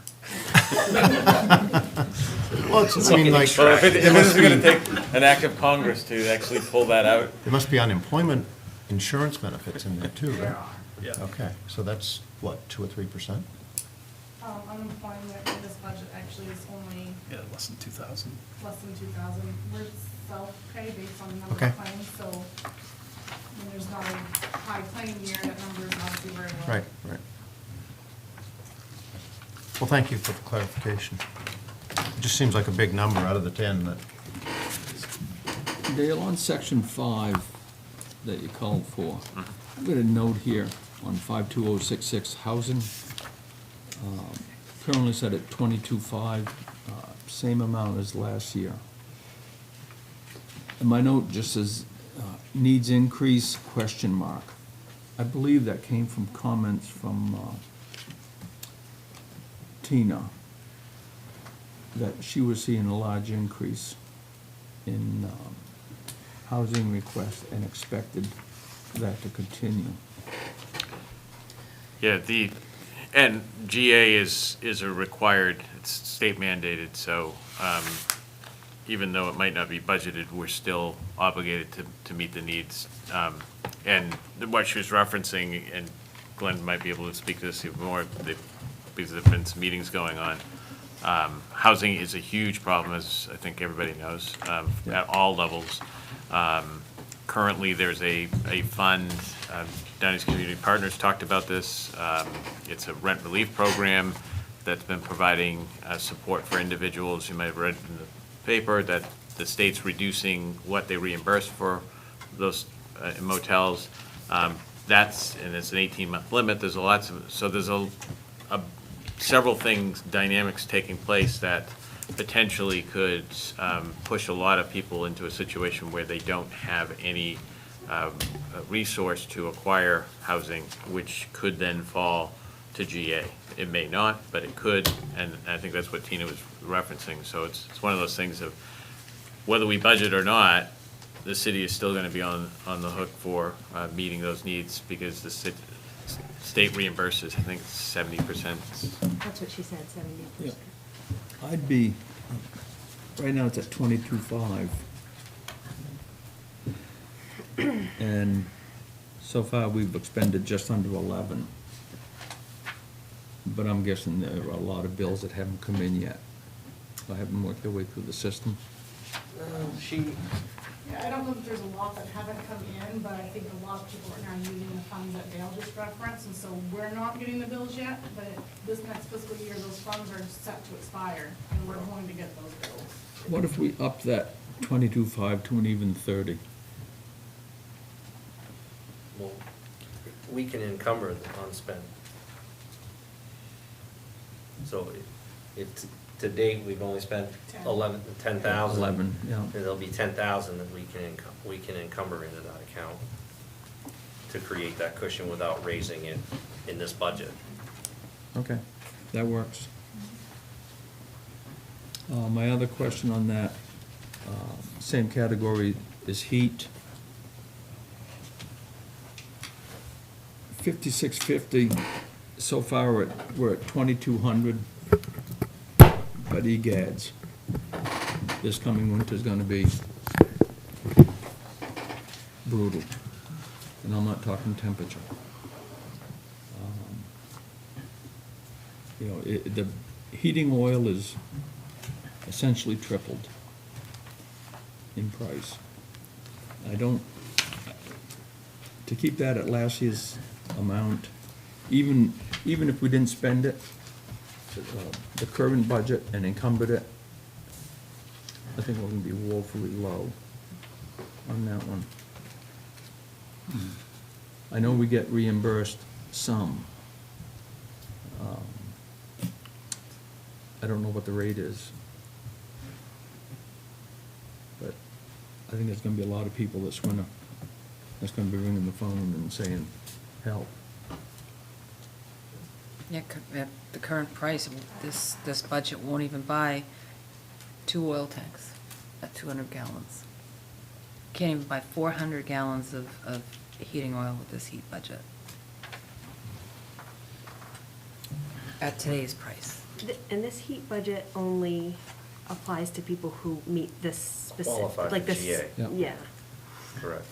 Which Tina really is a also very has her- small percentage small- of people. Yes, but Tina also has a Description. account where she can help folks that don't qualify for GA that need heating assistance. And I don't know how much money she has in that account. She's That's the thaw through fund? donations. That's her fuel discretionary fund. Fuel discretionary fund, correct. And other fundraisers that she does here at City Hall and private donations for that. So- But she did talk a lot about how much she partners with Downey's Community Partners, so, I mean, I would just say this is not in the correct topic, but if we want to help the people who are not low enough to fit this narrow definition, but people we know are going to be cold this winter, probably increasing our donation to Downey's Community Partners would be Yeah, helpful. she does work with a lot of different agencies that help when we can't. Yeah. And I do believe some of the fuel companies give the city a very slight difference on the price per gallon because we're guaranteed payment, first off. Some homeowners may not pay the bill, right? We then do come take their fuel when they've used it. So we get, I think, a slight decrease on the price per gallon on some of the fuel, which helps a little bit. Petite, yeah.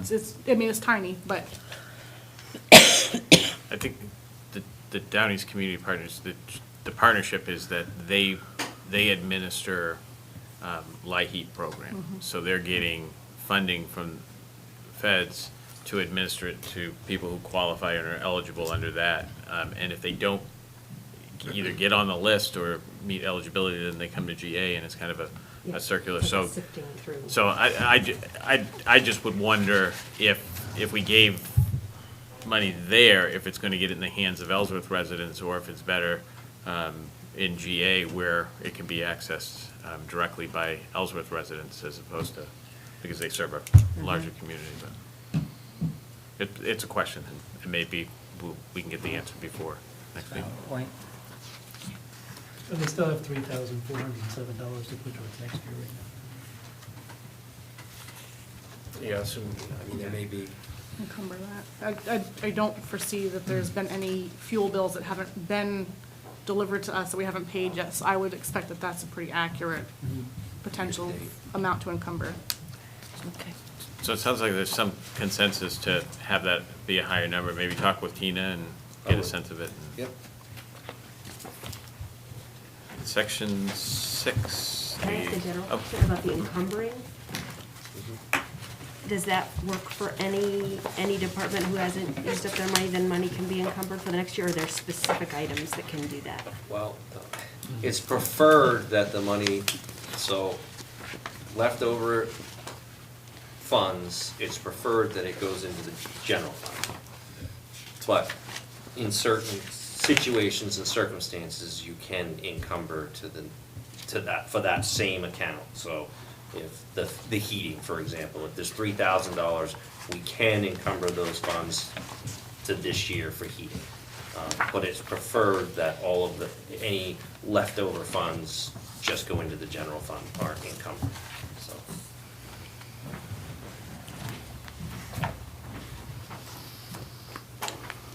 Section 6, the library.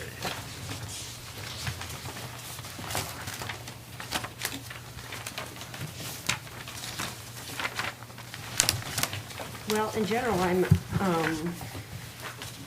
when I looked through all the individual departments and then I averaged how much their budget had gone up over 4 years, I think 4 years, that was how many we had. Most departments went up somewhere around 4 to 5% per year as an average. The library has gone minus 1.25%, so we've been asking them to cut their budget for a couple of years. That wouldn't be my choice. That's not what I would recommend. I'm a little bit uncomfortable that we're asking them to cut $25,000 to buy books.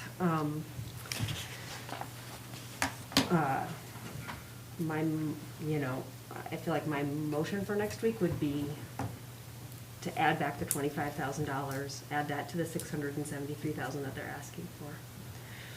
Maybe others disagree, but I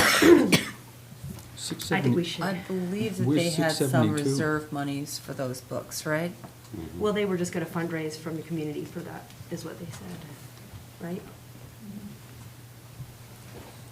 So I just, When I asked Amy before she left to break down the budget as to what it would cost to run the library with only Ellsworth residents versus what it would cost to run the library for everyone.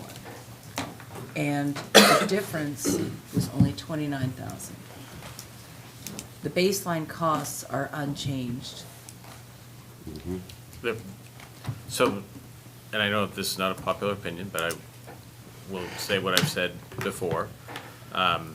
One, I don't think it's an apples to apples comparison when you look at other departments in the city and the library.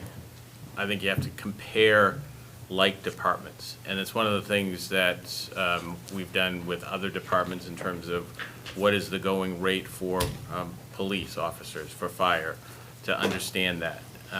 What we did several years ago, which led to the reduction in the library, was a comparison of our library with like communities and what were like communities paying. And we were far above, we were at the top percentile of expenses for the library. And you can argue all kinds of things, but that is a factual statement, that is the reality. And that was part of the factor that went into saying, right-sizing it based on how it compares with other libraries of similar size. You're saying how the budget compares or how much the city pays? How much the city's municipality pays in terms of and overall budgets. And if you look at the library that Amy went to, in terms of staffing, and you do a comparison about what percentage of staff and costs related to it. So it's a discussion about how much it costs the taxpayers for a library, and I will continue to go back to the statement in terms of what has been lost and what is going to be lost. Changing hours. If you move hours from, maybe you open the library later on one day, extend it, there are different possibilities. So for me, it's a matter of, if our library is going to cost more and the surrounding communities are not going to make that difference up, I think we should bring the budget in line with like libraries. What's an example of a like? Oh, well, I'll bring it next week, or I'll send it to you Okay. before. If you would send it to me, that'd be helpful, 'cause I didn't. We searched that, and we got the budgets for all the libraries across the state, and we're able to do that analysis. So it wasn't just made up, it wasn't something of just out of thin air, it was based on actual facts. So that's. Other municipal libraries? You were saying other municipal libraries? Like libraries that are part of the city? Yes. Of other cities? Yeah, if you could send that to me, And that would cities be, that were same size. yeah, that would And be same helpful size. for me, 'cause So I didn't that's, see that. that's what, so I'm just telling you where we were a few years ago. And, you know, there's difference of opinions, and people disagree with that, but that was the foundation for myself, I'm speaking for myself, that for me, felt like a reasonable decision to make based on that, and not comparing it to police or fire, because you can't make those kind of comparisons. And there's honest disagreements about that, and that's fine. But that's where we went. And then we backfilled some of that with funding over the last couple of years. So in terms of actual reduction, that really hasn't happened.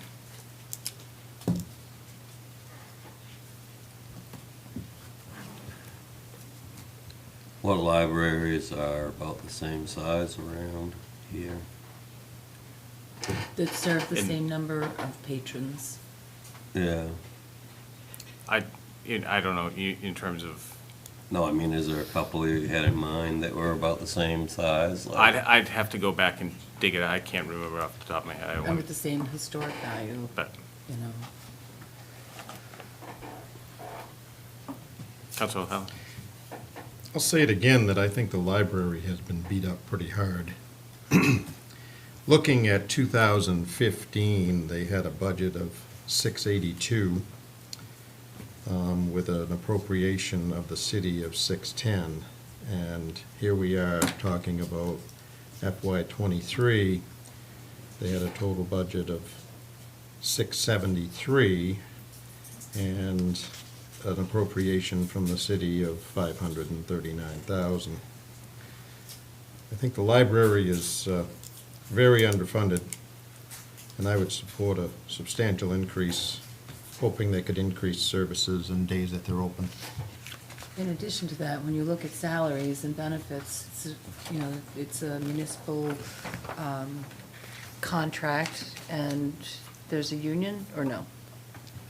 But there are, automatic increases built into these contracts, and so the salaries for the people that work there, we're expecting them to just, something's gotta give. If you keep cutting the budget, either you have to cut the salary, the hours, or the benefits.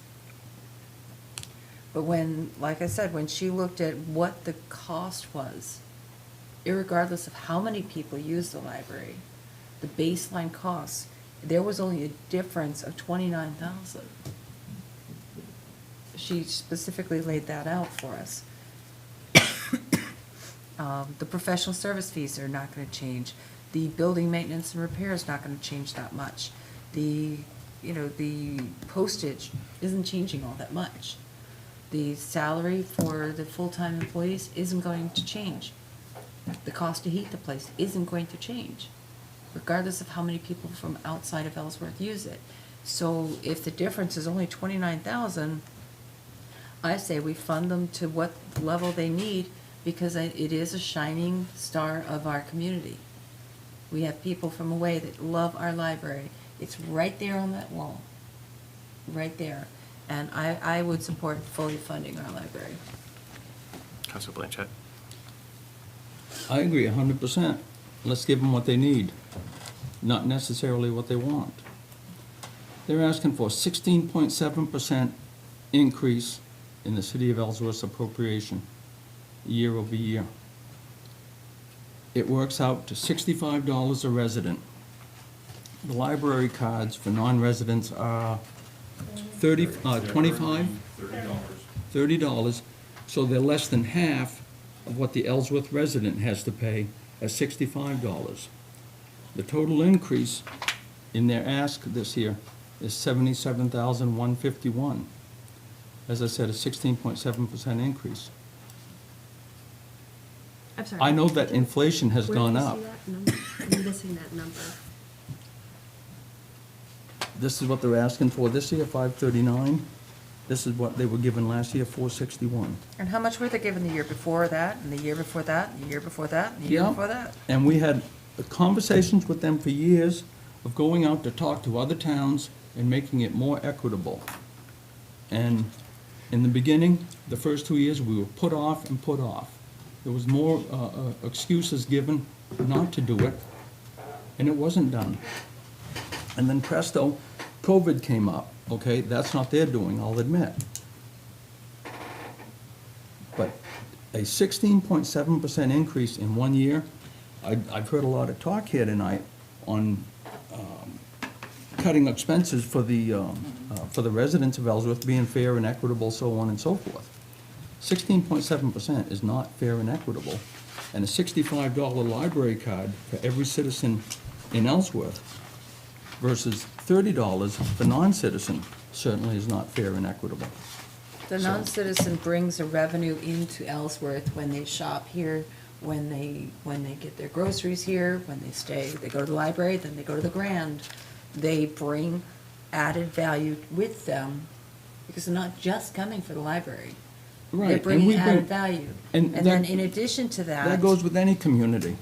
Well, why don't we charge outside towns for the use of our roads that we're having to repair or to plow? I mean, Councilor Hill? I point out that this is available to every citizen in this town, and in 2015, the number was 610,000. So we can twist numbers, and we can do ratios, and we can have all kinds of fun with statistics, and we can squeeze the number as we would like. But bottom line is, in 2015, the city gave them 610,000, and this year, 8 years later, they're asking for 539. I'll say it again. The library has been beat up way too much, and these people need some support. It's available to every citizen in this city.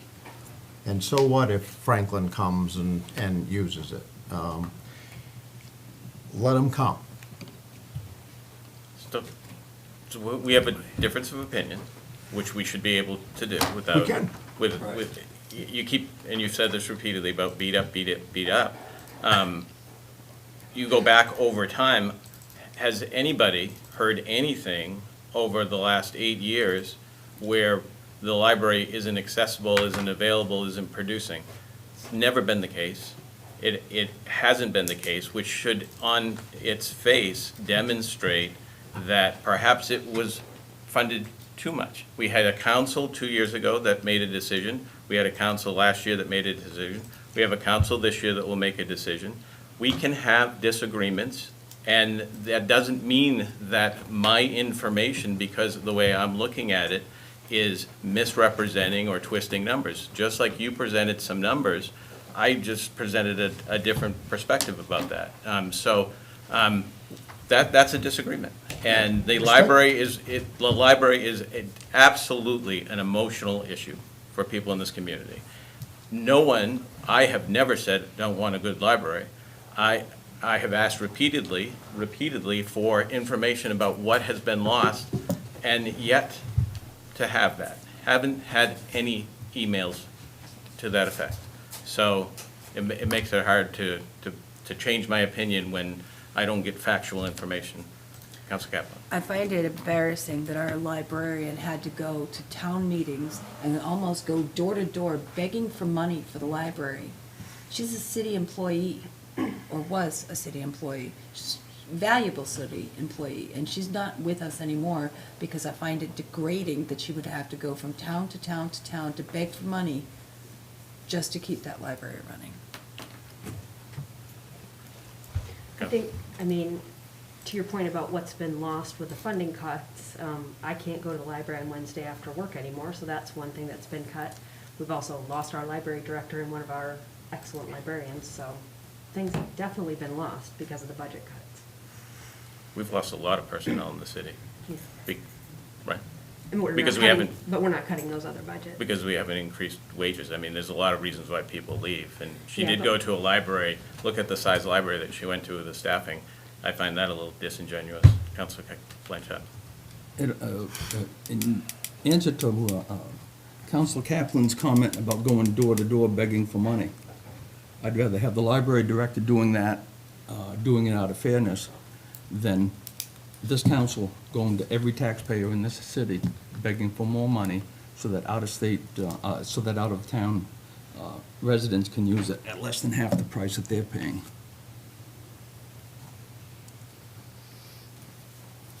Well, One further question.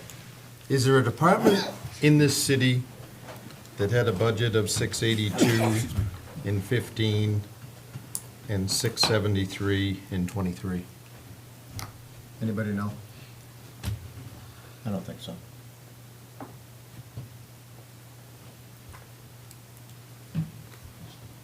Do we have a straw poll as to how everybody's leaning? I think it's clear this is definitely going to be on the agenda. And there will be, I think there'll probably be multiple motions on this issue. And we'll, so, yeah, I mean, it's obvious that that's going to be. How does that work if there are multiple motions? Well, it's one at a time. Whoever, for motions are made, And if one- and they're dispensed with as they're made. And that dictates what other motions may or may not be able to be. But if one passes, then you still can go to the next one? Or no, only till Well, one is well, passed? you don't put multiple motions on the table. There can only be one motion on the table at a time. So if there's a motion to increase to $1 million, that's the motion that gets dispensed. But if that passes, then can another motion be made, or no, then that's it? Well, another motion can be made, but not on the same item. Once Yeah. we've voted, we can't have a repeated process of only So someone- only the prevailing side could introduce a motion to change Yeah. what has already been voted. So if someone makes a motion for $1 million, then that passes, that's it, we move on to the next one. Is that what you're saying? Yeah, if, you couldn't then say, well, I want to make a motion, I lost, I was against it. Yeah. And so now I'd like to make a motion to reduce it by half of it. You can't do Yeah. that, only the prevailing side. Yep, I some understand. Yep. Could do that. But if you, for example, Casey, if you wanted to make a motion that we include $25,000 for books. Yeah. And that motion passed, and then Mr. O'Halloran wanted to make a motion that we increase the budget, I don't know, the salary payroll by $10,000, then, so you could make those individual motions. Oh, okay, To impact the overall. yeah, because each motion is just about one line item, basically, if you make it that way. Yeah. Okay. And last year, they did have a carryover from the prior year. And that's one of the reasons that you're seeing that increase this year. And actually, that's not entirely accurate, because the 60,000 was a guesstimate of the encumbered funds, and Josh, what was it? It was more like around 30,000? Yes. So, So, So they're in the hole. the city will have to make up the difference. so last year they had 461, 872 plus 60. Correct. Plus, I But don't the know, real- I don't know what the 126,000 revenue was, but the 60 was, Was that from what they got for selling cards, I don't know, I'm not sure. I think that was the other. but, money, the donated people money. Other town contributions is, Town contribution. And so this year, they're anticipating 134,500 in other revenue, meaning that instead of us having to pay 673,523, they are only asking for 539,000. And now that 134,000, with that other budget that she had mentioned, we're still coming out ahead, because the other budget, without outside towns utilizing the library, was only different by 29,000. So Where does this 29,000 number keep I popping up asked from? The number from Amy of what it would cost if we had no contribution, if we had nobody from away use the library, what it would cost us to run the library for the year. what the difference would be between the budget that they asked for and the actual cost. The difference was 29,000. If it was only for Ellsworth residents, Yeah. it's gotta be a lot more than 29. They wouldn't need the staff that they have now if they were only serving 8,300 people versus, I don't know how many people they serve now, off the top of my head. They certainly wouldn't need the same amount of staff. The staff do all sorts of other things than just put books away. I understand that. They still would not need the same amount of staff. If your workload gets cut in half, and you've got 10 people working for you, you run a department of 10, let's say, and all of a sudden your workload's cut in half, you don't need 10 people to So run you're that suggesting department. that we just fire some people and, Thank you. All I'm saying is if the workload I can turn were this. to be cut and serve only Ellsworth people, you would not need the staff, the current you still staff that have you the have same now. building maintenance, you still The have the same same hours. heat, you still have the same Staff is operating the biggest hours. expense. So the $29,000, that's just a red herring that Amy threw out with think we no, have that. I have with- that with no paperwork somewhere. basis. You have the paperwork? I'm pretty sure I do. I can pass that along. I will find it. One All right. further question about this, and then I'll shut up. How does this budget compare to the athletic cost in the school budget?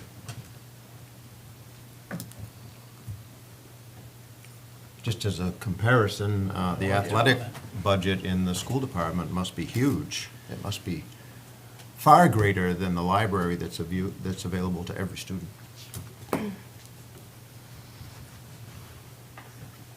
I don't get the I connection. don't understand how that's relevant. Yeah.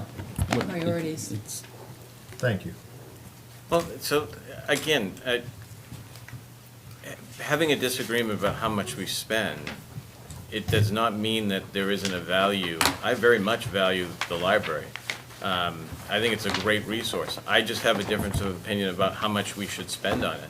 I value our fire department and first responders and having that available. We're not increasing that. We've been asked to add firefighters year after year, and we have not added that. And this year, we're not going to add it again, it doesn't appear. So there are decisions that we have to make, and there's a balance that has to be made. To label an opinion on the financial part, on my behalf, as not valuing something, it just isn't a fair representation. I have a disagreement about how much we should spend. That doesn't mean I don't value it. I think it can be done differently. I respect the library, and I will respect the decision. I'm not going to battle to the end. I will make my case, and just like everything else, whatever passes, passes.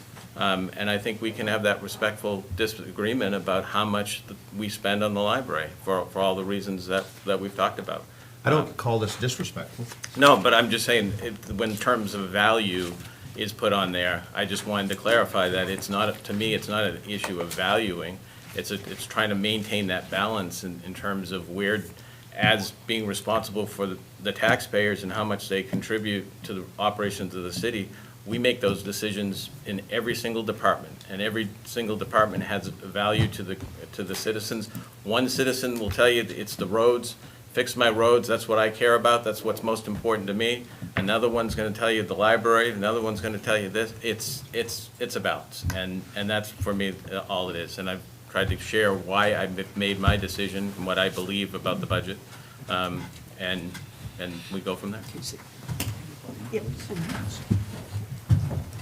you want this air on? No. He's taking the knob up. I thought you were gonna keep the knob.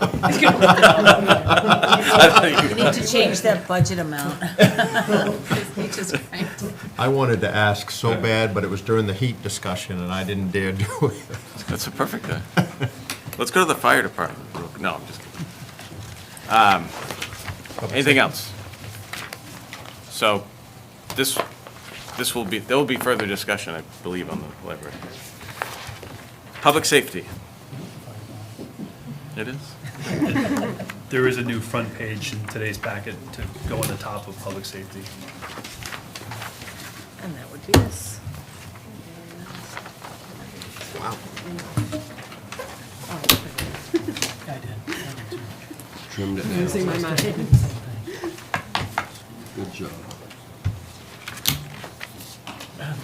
Chief, what's this doing to our EMS plan, 3-year plan?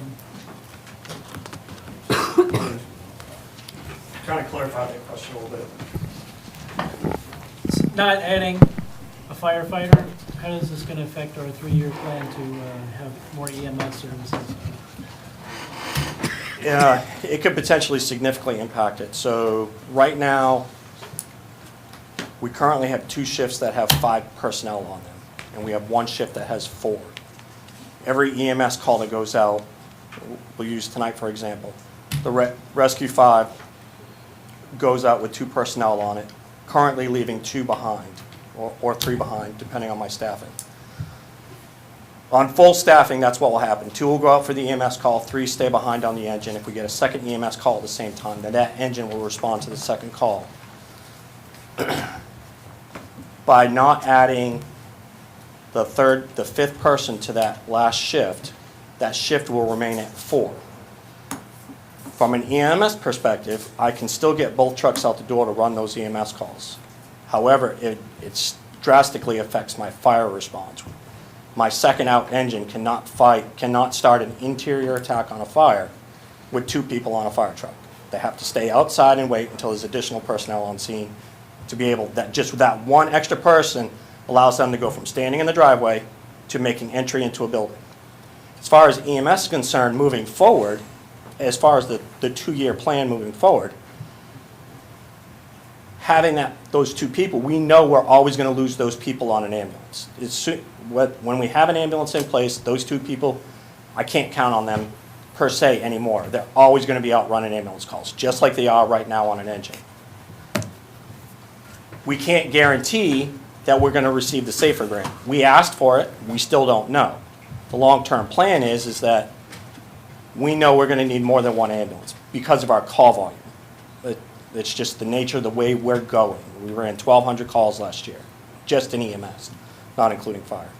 So I know that over the next, as we move forward, we're going to have to be able to staff 2 ambulances. Well, by the SAFER grant was how I was going to offset asking for those additional personnel to bring me up to 6. By bringing me up to 6, that would leave us additional personnel to have behind here at the station to still run other calls. I think not. So as I put my budget out this year, I was very cognizant of where the budgets were going to be this year and about asking for personnel, which is why I only asked for a half firefighter to start in January as opposed to July, so that I could keep that number down. I think it does we already have kind of a morale problem downstairs, and most departments are feeling the same pinch the fire department's having. But from a public safety standpoint, I don't think we can afford not to add that 5th person to that last shift. Even if we don't get the SAFER grant, we still need that firefighter to bring parity across all 3 shifts. Now, once you do have the EMS service up and running, you'll need a billing person, right? Not necessarily. We can sub out for billing. Okay. But you will have revenue. Eventually, Which will help yes. pay for the Correct. additional staff. Correct. But currently, there's no revenue because even though you're taking 1,200 calls a year, because you don't have a dedicated EMS service, you can't bill for that. It's Correct. not Non-transported services cannot bill, reimbursed. Right. so, But once we do have the ambulance, you can. correct. Well, there's more to it than that. Yeah. We have to increase our licensing. It's not just you get an ambulance and you start Well, calling people. that's a I mean, given, that's a given. You know, Well, EMS. it's not though, because there's expense incurred with that, there's additional training costs, it's. I Higher mean, salary. And this is not, we still have 2 years in our contract with Northern Light, so, I mean, this is a process that we're building to. And I want to back up the city manager. I don't want to mislead anybody on the billing side of things. Billing for 911 barely covers the operation. It doesn't even cover the cost of payroll. It barely covers the operation. There is no money in 911 ambulance. But we are currently still going out on every Correct. call and not getting a dime back. You are correct. Councilor O'Halloran, then. But, and, I'm sorry, I just, before we move away from that aspect, but the time that we dedicate to EMS calls now is dramatically less than what we will be dedicating when we're the ambulance and doing the transport. So his average call time right now is probably 10 to 15 minutes. 10 to 15 minutes if I'm not waiting for another ambulance outside the city. Once we start transporting, that call time is gonna go from 10 to 15 minutes to 30 to 45 minutes. So it's a dramatic shift in the way we operate. I understand that, but it's also a matter of public safety, and, you know, we all know of that incident of the woman who bled to death because the call went to Northern Light instead of, into their call center, instead of a 911 dispatch where EMS just feet away could have responded, at least held pressure. By the time Northern Light showed up, because they were all the way in Dedham, the woman had bled to death, so that to me is worth it. Sorry, again, Councilor O'Halloran. I just need to understand one thing about this ambulance and your position that you're taking and such. Right now, you are sending a staff to assist the ambulance staff, correct? Yes, in a way. We are sending our crews out, because we're a licensed non-transporting, so we are sending our crews out as first response. So our people are getting there well before the ambulance and are providing basic level service, basic level EMT, until an ambulance arrives. Could be 5 minutes, could be 20 minutes. Okay, so going one step further, 2 years from now, and you have an ambulance downstairs, let's say, are you sending, how many people are going now? Is the rescue truck staying and the, For the, for the vast majority of the calls, would be able to be handled by just the ambulance. Critical level calls would be handled, would have to require additional manpower on scene, but they could go available just like they do now once the ambulance is transporting. So, Okay. yes, we would have personnel tied up, but they would be quickly released. The ambulance could handle the vast majority of the calls by themselves. so you have less, 2 years from today, I had an experience where I called 911 and there was 3 come on the ambulance, 3 come in the rescue truck, so there's 6 people there. And I'm asking, so that same call could be handled with 2 or 3 people, or 2 people in the ambulance, is that correct? Depending on the type of call it was. Right. And then you call in more if you need them. So with properly trained staff and coverage, you're, just for the cost of the vehicle, if you don't do transports, right? Transports is where the money is, correct? From facility to facility, am I correct in that? If you don't do transports, if you never did a transport, you, for the cost of an ambulance, you pretty much you might need another staff person or two of extra training. Am I understanding that right? Well, I guess I want to clarify what your definition of transporting is, because what we're talking about is 911 transport, from a residence to a hospital. We're Right. not, Right. the other clarification on transports would be facility to facility, which is not what we're looking to do. Thank We are looking to provide a 911 service to the city of Ellsworth. Thank you. Council Lyons? So, is it gonna be, okay, so we get the ambulance service, then we have dedicated people to just the ambulance service, the firefighters start doing their fire stuff. They're all they're all cross-trained, but that ambulance would stay staffed all the time. As it is now with a different truck. Correct. The only difference is they can't take the patient from the scene to the hospital. And that creates sometimes a delay of care because that patient has to sit there and wait for transport. Right. Council And this Miller? is BLS, not ALS, right? Currently, we're BLS. Right. Council Miller? Yeah, I'd just like to remind everybody of two things. Right now, I believe if we don't do this, it's hurting the safety of our citizens. And then again, in 2.5 years, whenever it is, if we don't start building up our staff, we're gonna be hit hard with a big increase in staff. And if we don't do that, we're gonna be held hostage by Northern Light. So we really need to start moving in this direction. I feel very strongly about that. About adding this Yes. person. And so an ambulance is staffed with 2. Correct. So That's we're minimum really- staffing. We're really looking at probably equivalent of 7 FTEs to staff it 24/7.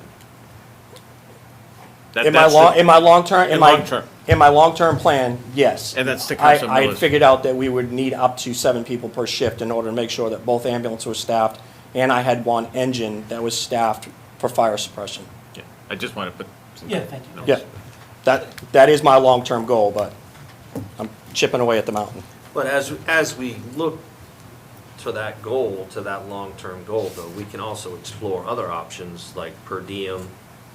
And it doesn't, everyone on the ambulance doesn't have to be a full-time City of Ellsworth employee.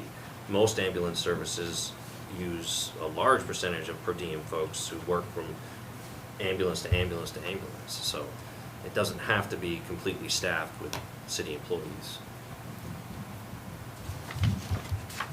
On a per diem employee, Glenn, would we have the room here for them to hot bunk? Well, if you got 7. There's gonna have to be some, sorry, I don't mean to interrupt you. Well, when we bring on EMS services, if we do with 2 ambulances and staffing, there is not gonna be enough space downstairs.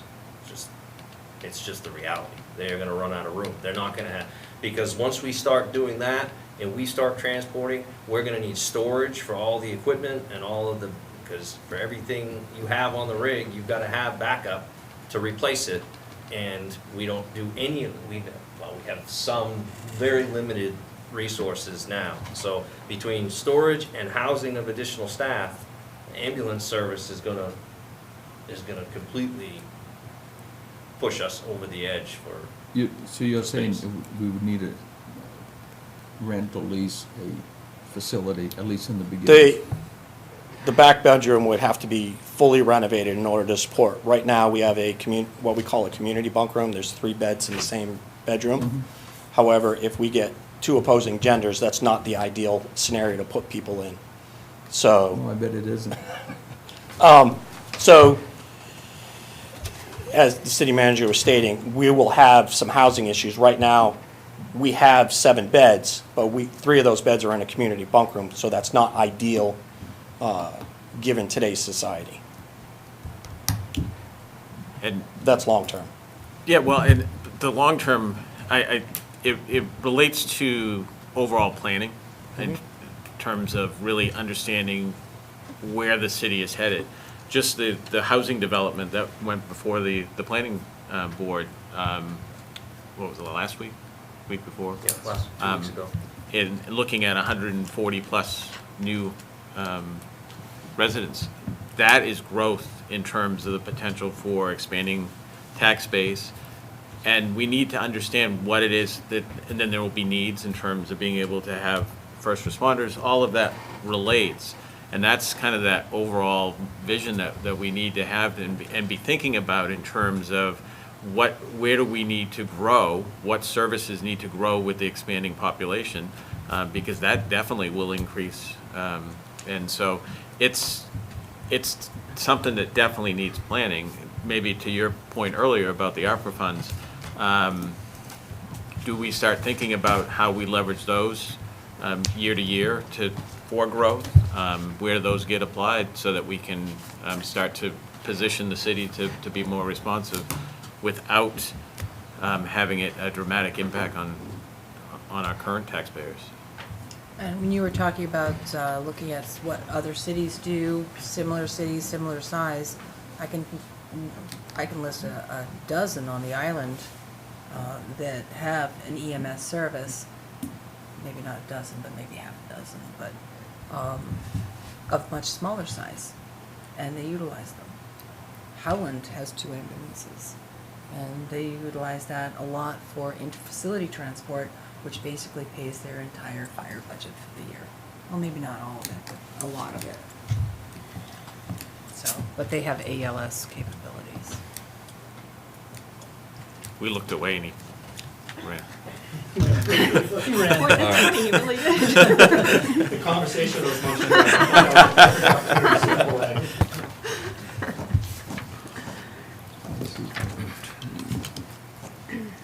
Anything else, public safety? Yeah, can you hang on just a second, please? Just one more line item on them.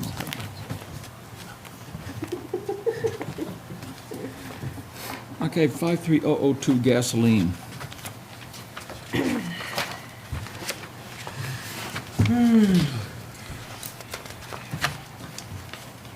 Chief? If they're under gasoline and miscellaneous supplies, is that diesel? Yes, Okay, so that's fuel for the trucks. there's only 2 gas vehicles in our department, the chief's vehicle and the pickup truck. And you're not using $13,000 in your vehicle? No, diesel has gone up quite a bit, as anybody with a large truck knows. Yeah. Last year, you were $12,000. The ask this year is $15,500. You made a recommendation to increase by, on top of what I had increased it, you made a recommendation to add another $1,400, so it was a full $5,000 increase. Yeah, because already you're at $13,800 Yes. that you've expended this year. Yep. I don't see that $15,500 is gonna do it in FY '23. Not at the price of diesel now, what is it, $6? Depends on where you're at. 6-ish. $6.49 at one place I went the other day, and Yeah. $5.99 in others, so. I mean, the increases were made between myself and Josh per your The recommendations. current numbers do reflect the 17,000 for that. We're still low, I think. Might be. Yeah, 17. So this new sheet reflects that increase. The main sheet, the primary sheet does, yes. I'd bump that up to 20 and keep our fingers crossed that we aren't gonna go over that. You're saying just for the fire department? Yes. I haven't looked at police yet. Yeah, this is, the fire department right now, where'd they go? They're at 15,500. Yeah, or 17, he said, it's already up to 17. Just there, but then you can I add. haven't gone over the PD yet. The benefits too, so it's about another. Police is 40,000. So maybe that's just a general recommendation in terms of Yeah. if you Yeah, could just but- take a look at where we sit now and see if there needs to be another adjustment with, A full. And I had made an adjustment to another line to help offset some of that when we when you guys made the original request to increase it. Yeah, police department, they were 30,000 last year, and right now, they've spent 45,000.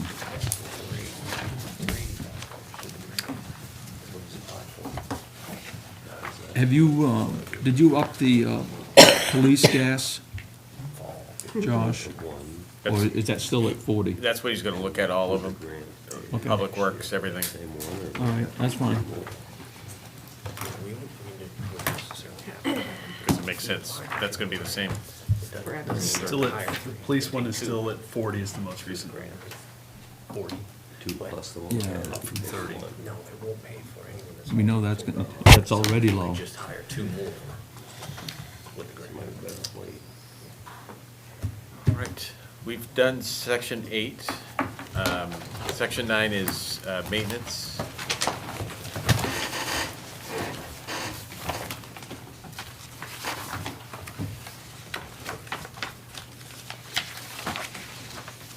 Any concerns there, questions? Seeing none. We've done section 10. Where does it belong? We did 10 twice. Or I tried to guess. No comments on 9? Section 5. At least twice, At least right? twice. And we will be doing it next week too. We'll do it next week. Section 11, Public Works. Public Works. Nothing's going on with this budget. Whose feet gets to get on fire? Oh, can you hear? So in Public Works, there are 3 new sheets in your packet today. One is the top level sheet, and then there was also revised numbers for solid waste and the highway department. Okay, public works. That sheet's out.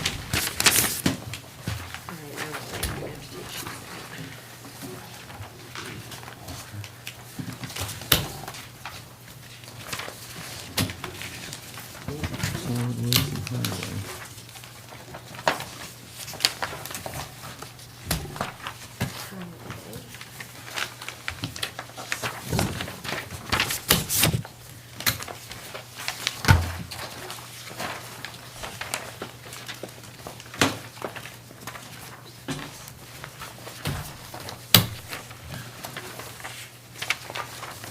What was the solid waste increase, John?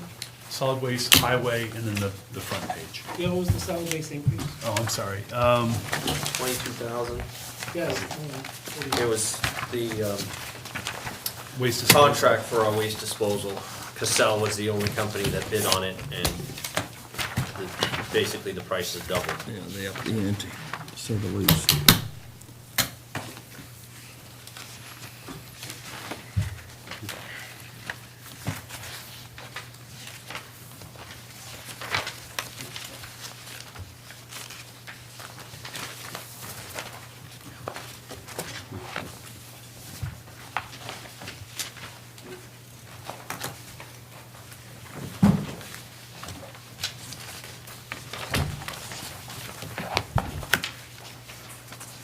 Any other? Moving on to water.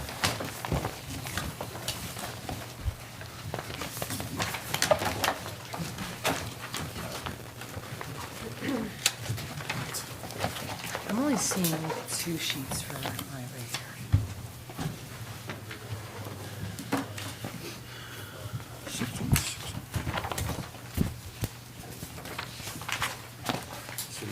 Both water One and, is solid waste, and I have that. and then this one is the highway department. No, I don't have solid waste. Okay.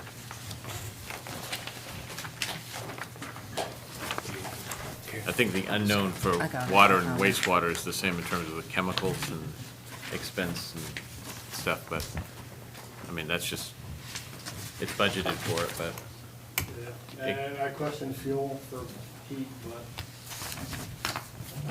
it's, So's everybody else that lives here.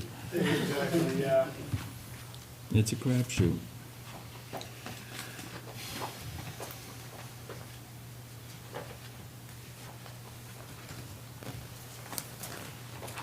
Reggie, what was the office rental again, please? I know it's 54,000. What was the reason? To get out So of our building condition.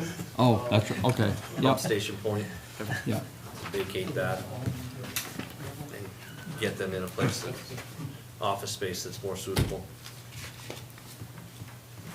What with the ambulance guys? You guys could have bunk beds. There's a desk next to Jane. Or one of those loft beds with the desk underneath.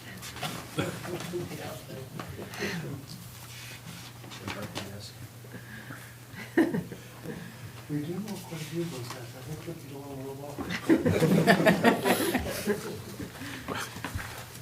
Wait, wastewater? Charging someone for your water. That's right. We'll have to. No.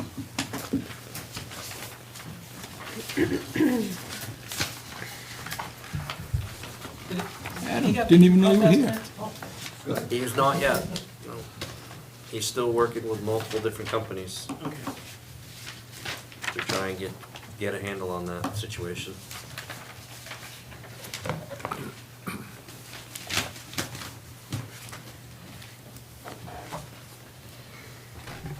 Where am I seeing wastewater? Is it underwater? No, it's section 13. It came in a separate packet, so.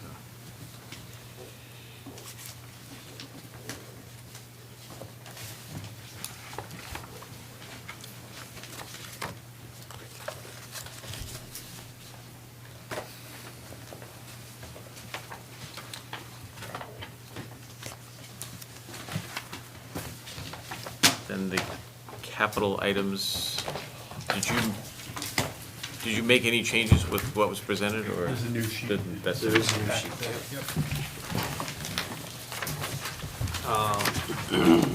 Yeah, so the changes reflect, again, we removed the renovation, the facility renovation engineering study, the 19,500. I think there was pretty much consensus that we just need to look at getting repairs done, not pay more money to figure out what's the problem.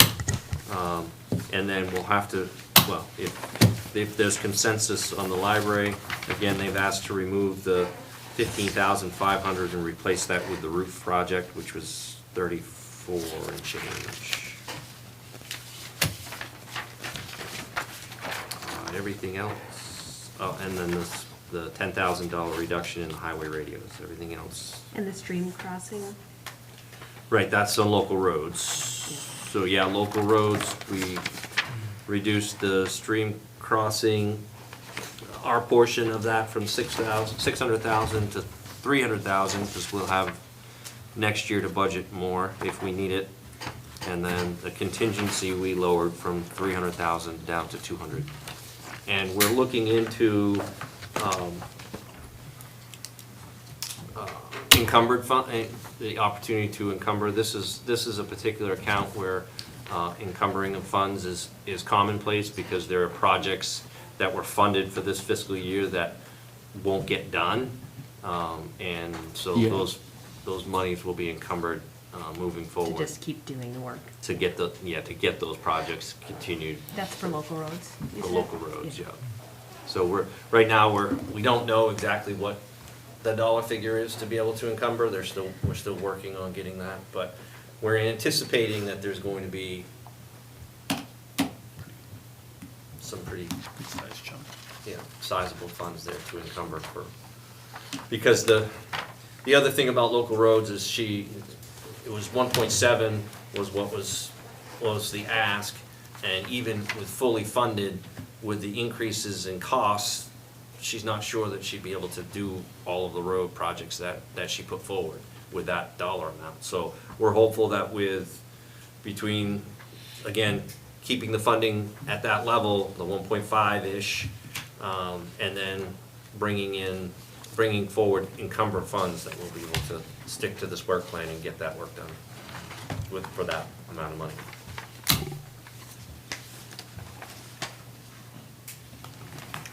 And as you said earlier, that 1.7 million, that's capital items, but it's all being funded through this budget. Correct. Yes, So it will all be paid for, by this year's but, rates. so it's not gonna, so it's by the tax base. And that, even with that, the mill rate that you have, 17.93, is that? Yeah. Estimated, yep. Yes. That doesn't obviously incorporate any of the changes we Right. got tonight, but yeah. So I just, because I think it's, if anybody's listening, it's important to point out that the mill rate in FY '20 was 18.81, '21 it was 18.77, '22 it was 18.03, and currently, without the changes that we've been talking about, it's projected to be at 17.93, which means that it has consistently dropped a little bit. I mean, basically stayed even. And some of that for this year was, if you look at the summary sheet, if that's what everyone's looking at, the TIF expenses have been changed and calculated differently, which allows that number to drop down. There had been some, I believe, double counting in previous years, so we took a hard look to see exactly what expenses were coming out TIF-related, and bringing down that number significantly helped bring that mill rate down. Because you're saying it used to be stuff that was getting paid through TIF was also getting counted as a budget item in the city. Correct. Yeah. Or, yeah. That's fine. But although the mill rate goes down a little, the valuation's up a little bit, so it would mean about a $50 increase in taxes Let's go back to the video. on a $175,000 house. But conversely, at Yes, seventeen nine three, that was everybody. with the homestead exemption, there's still an additional savings of $448 above and beyond. Yeah, so in your packet, there's also a sheet where we just did some illustration to show you what, so the medium home assessed value for this city of Ellsworth is $175,000. And so with a mill rate of 17.93 and a median home assessed value of 175, the annual tax payment currently is $3,137.75. With the increased evaluation of 1.55%, which is what Larry has indicated he's expecting, the annual tax payment would go up to $3,186.39, so approximately a $50 increase On $175,000. on a $175,000 home, correct? Yeah. But what if somebody has lots of repairs to do and their market value isn't the same as what they're saying? You know? What can you do with that? You can bring it to Larry and say, look, your house isn't worth what you're saying, or? Oh, yeah, people have the ability to file for abatements, tax abatements, or what have you, if they disagree with their assessed value, but.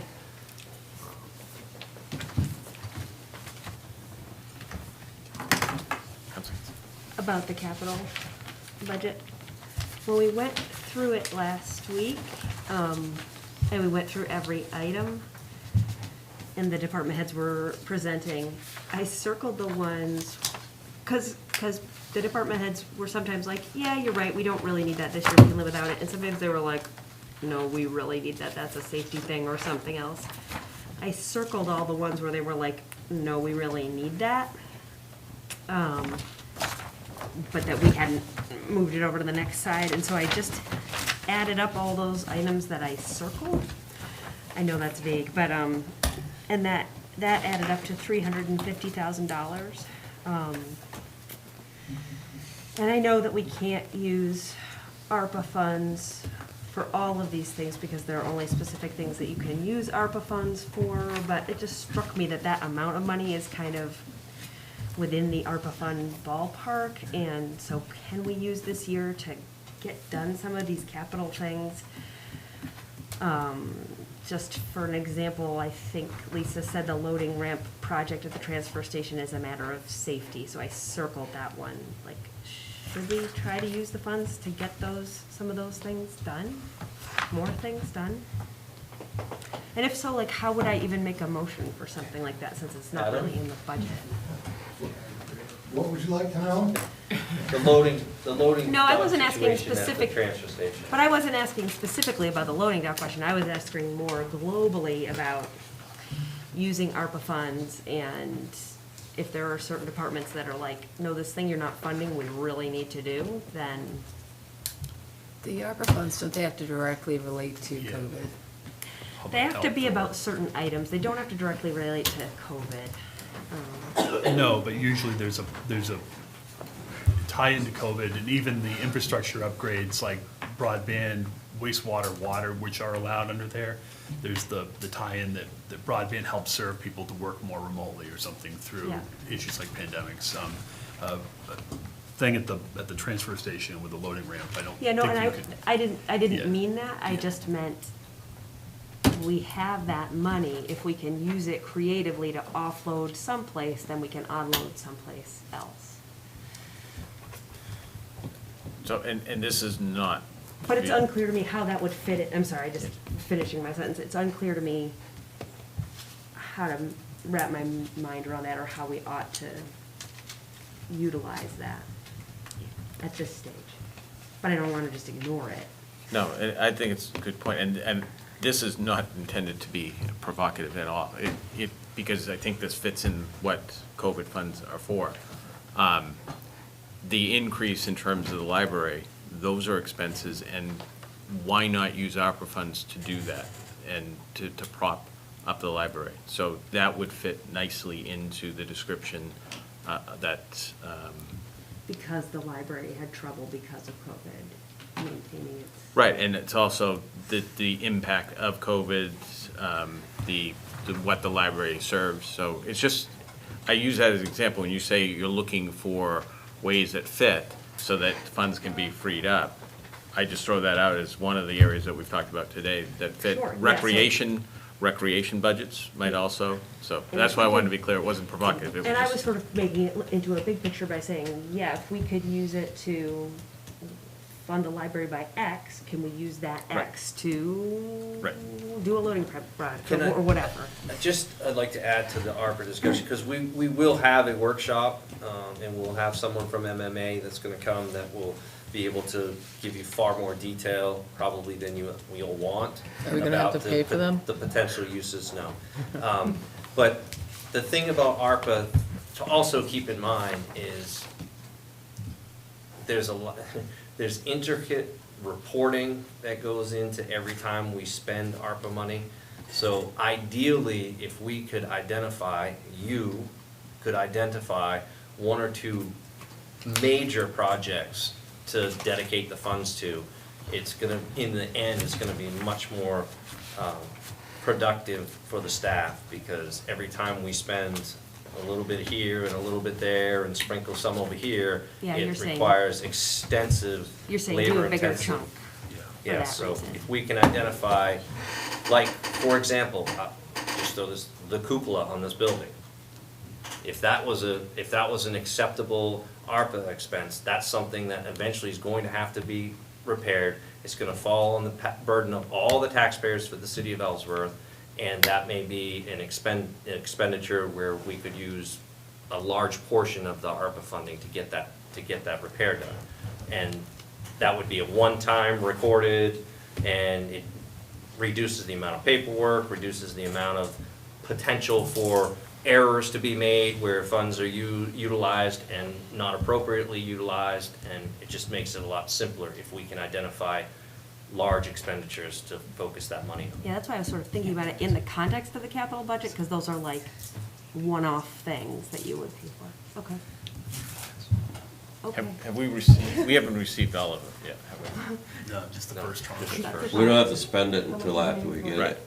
And we've got 4 more And we years. have a time to spend it. Yeah, let's let it not quite burn quite the hole in our pocket, because, you know, we're Something waiting will on the come extra up. firefighting equipment, so. Although the marathon isn't quite finished, we're very close. Two years from now, something will come up and you'll say, I wish I had that ARPA funds. So, just thank you for every Monday for the last, what, 6 Months. years? It's been a while. 6 years. And Oh, we got one more this month. then we have what we have next week, so It's gonna be I a think, longie. well, it will be a long meeting. So we'll break probably twice. Is it true there's another meeting at Margarita's after the council meeting? Margaret is They're not gonna open be till way Monday. closed by the time that meeting is Not over. open on Mondays But anyway. I think it's, if, what, the public sees some of this, but I know that everybody here has spent hours outside of these meetings crunching the numbers and reading the reports and everything, so, we will conclude it next week, one way or the other. Oh, we will. I say that, and then we'll probably have a continuation, a motion to. No, I'm bringing coffee